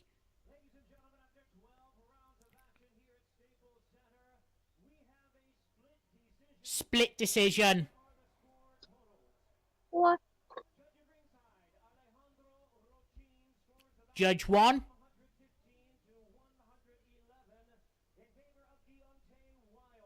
$115, $111 Wilder. Judge 1.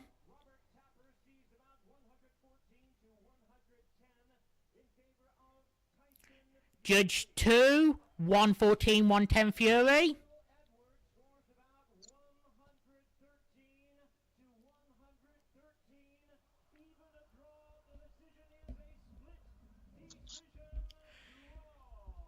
Judge 3 scores it 113, 113. We have a draw. We have Whoa. a draw. Which Oh. means I was wrong a couple of minutes ago. There is still one heavyweight title owned by an American. I honestly cannot see how that fight was scored a draw. Despite the 2 knockdowns, I still had Fury 2 rounds ahead, but... Well, you know me, Luke. I'm a conspiracy theorist, so I'm just joking. I was gonna say it's the popularity vote. It's all media. No, I'm just joking. If I didn't get to see the fight, so I would say, you know, I can't have much of an opinion on it, but I would, you know, hey, they do have their favorites, and unfortunately, sometimes we do get scored wrong, and I think it's an injustice at some point. So. But anyway, as you know, there was a very obvious reason I wanted you on the post show. What is that? Tell me. I would like to thank you for that little tease earlier. Just give me 1 second and I will be back. Oh, I'll be waiting.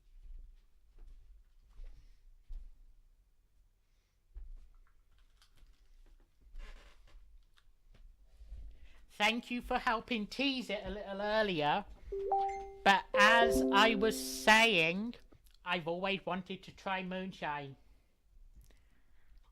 Yes, sir. And I have known that. A bottle here.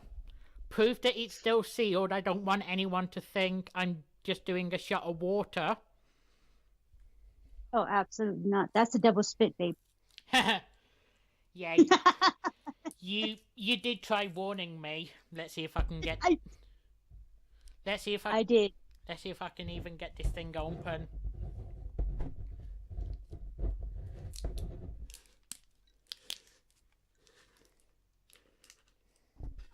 And I didn't want to spoil the surprise, but I'm going to go ahead and have some with you. Sweet. I've got some. So you let me know when, and we'll do it together. Smells like I'm going to regret all my life choices. Probably, love. Probably. Just let me get a glass. I really don't feel comfortable pouring this straight into a shot glass. Absolutely.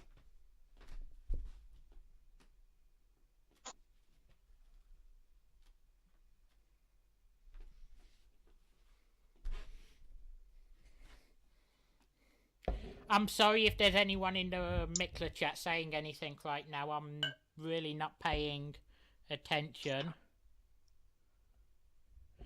This shit is hard to pour.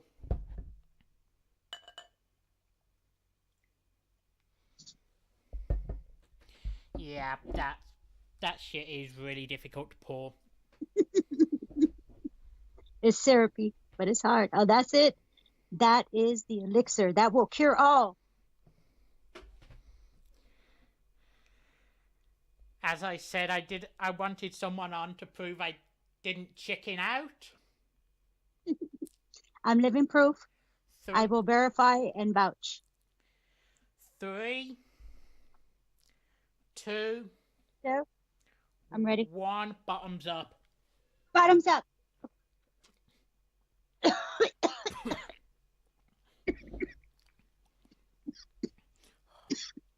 I like that. Woo! Woo! That is a smooth kick, isn't it, babe? I really like that. Woo! Excuse me, guys. Woo! That is the double spit. Oh Lord. That is for everybody in the mixer. This is the original moonshine. This is a Firefly brand. It's pretty damn awesome. And if you're man enough and you want some hair on your chest, I suggest a shot. No, but I seriously like that. I know you have been moving from what is it? Oh God, not IPAs, but the lagers. The lagers. There you go. I know you've been moving from the lagers and stuff. And I told you, oh my gosh, Ooh, this has a kick. And it does. It just kicked me in the left Yep. forehead. Oh, sorry. Oh, gosh. Damn it, Luke. This is fun. I take back what I said about rejecting all about I can't even think of the words now. I'm honestly stunned by how fucking good that was. I told you. I It's called white lightning for a reason, babe. It just kind Yeah. of electrifies your memories in your brain for a second. That was good, though. yeah. Whew. But I take back everything I said about rejecting all my life choices. Holy shit, that is good. I'm so glad you liked it. I'm so glad you liked it. I've been waiting for this. So have I. I'm not sure if it's the fact that I took a couple of shots of whiskey to calm my nerves, knowing this was coming up. But Oh gosh.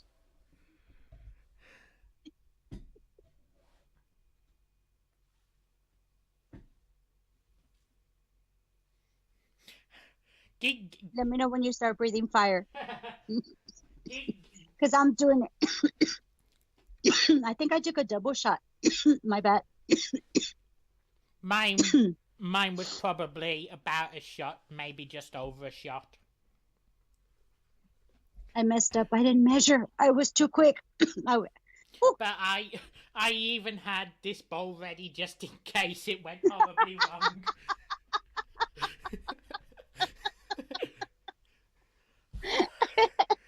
I love it.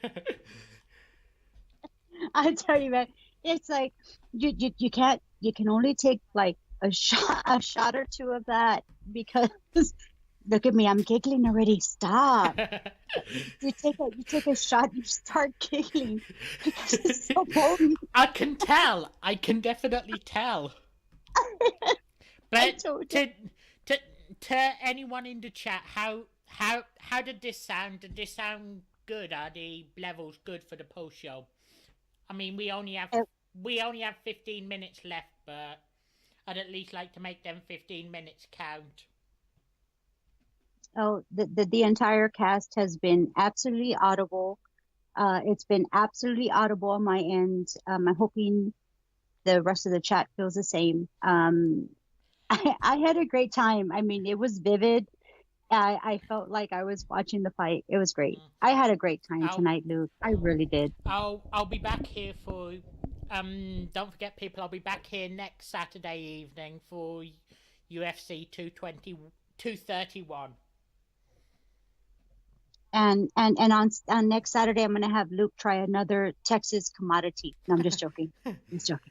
I think I'd have a little bit of an issue getting one shipped in that quickly.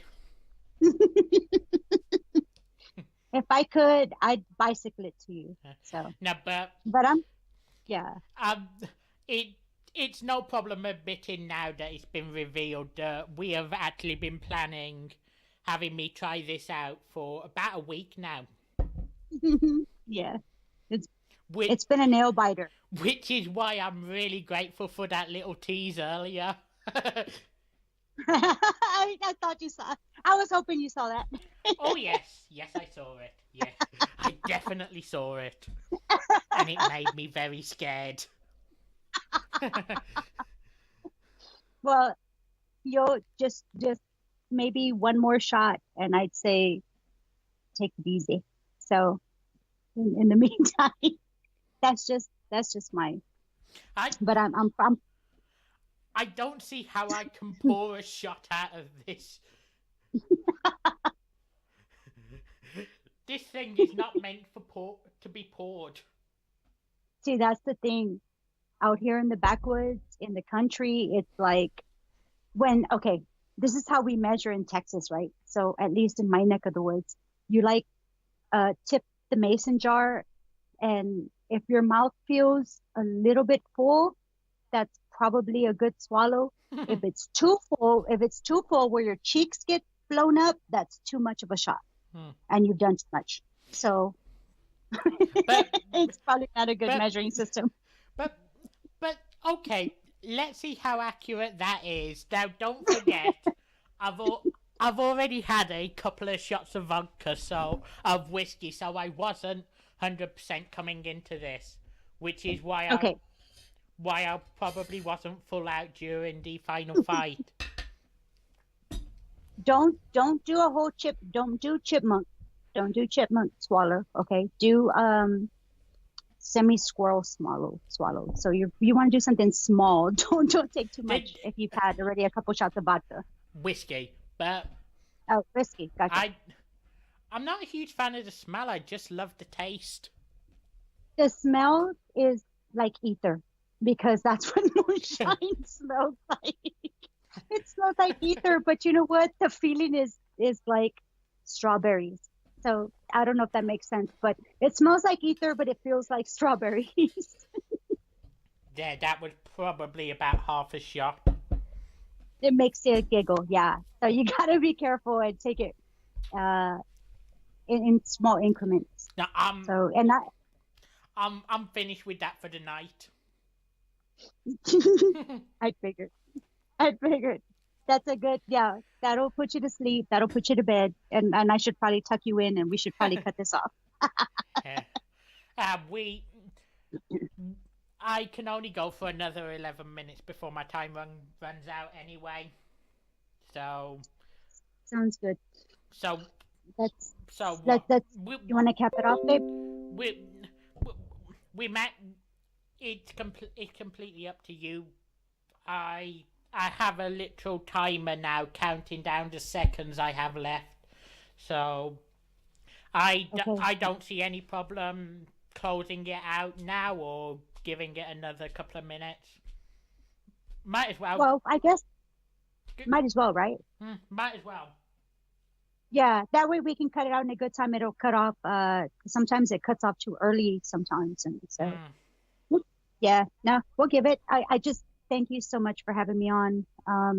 I had a great time tonight, Luke. You are awesome. You can come on anytime you like. You know that. You're going to regret you said that. You're going to regret so bad you said that. I'm sure I will. I'm sure I will. That's my Luke. Correct me if I'm wrong, but isn't this the first time you've listened to one of my broadcasts live? Yes, because Mixler's being a punk and not sending me any notifications. I was so upset. Because I missed you, and I was like, "This is awesome! I've missed all this awesomeness." So that sucks. This is only the third fight card I've covered, and I'm pretty sure that even for the last fight card you were still on. I don't know what it was, whether it was a break or whatever. But Well, I know that from now on you need to send me a DM so that way I don't miss anything, because Mixler be punking me right now. No, I'm not gonna miss it. I don't want to miss it. Normally I send out a tweet about 10 minutes before I go on, but trust me, before I go on in the future, I'll make sure to send you a DM. Sweet, because I got to get my moonshine ready. You're right, you are right though. This thing had given me the fucking giggles. I told you it was gonna give you the giggles. I've got the giggles and I'm trying hard. Oh shit, we're so bad. This is so fun. I don't know if this makes me a lightweight or not, but I've only done a couple. No. I've only done a couple of shots tonight, and I already have a fucking buzz. No, doll, I'm gonna tell you that stuff. Anybody that thinks that there's some sort of heavyweight, give them a shot of that. Watch them giggle the fuck out of that, because it's gonna happen. No. They haven't tasted this. It's close to what's that? Everclear. It's close to that. That's not edible. So this is okay edible fun. And anybody thinks that they can hang, give them a shot of this, and we're gonna watch the tables turn. Definitely. Oh my gosh. I've, I'm giggling so much. I've certainly made a bit of a shift in the last few months though when it comes to alcohol. From fucking 7% lagers to this, which is what, just over 100 proof. That's a jump. Yeah. Dude. But I mean, I've been the same way. Excuse me, I'm giggling. But uh, I went from like 4% beer, started drinking the 6% beer, and lagers and oh, no, not lagers, IPAs. Oh my God, they're higher volume. They taste like poo. They taste like poo, and I just can't do it. So Now, I thought I'm gonna. I I still have the camera on after making sure I had it on to prove that I wasn't taking a shot of fucking water or anything. I'm sure you can see that I've got a fucking buzz. I'm sure you can hear I have a buzz. Eh, Oh, we're approaching 5 minutes. I'm probably gonna cut this off with just 1 minute. all right, With doll. with just 1 minute to go. All right, doll. Thank you for having me on. I mean, I had a blast. Thank you to the Mixler chat. Just want to say one thing. I don't know, Luke, but it's imminent. Oh, it definitely is imminent.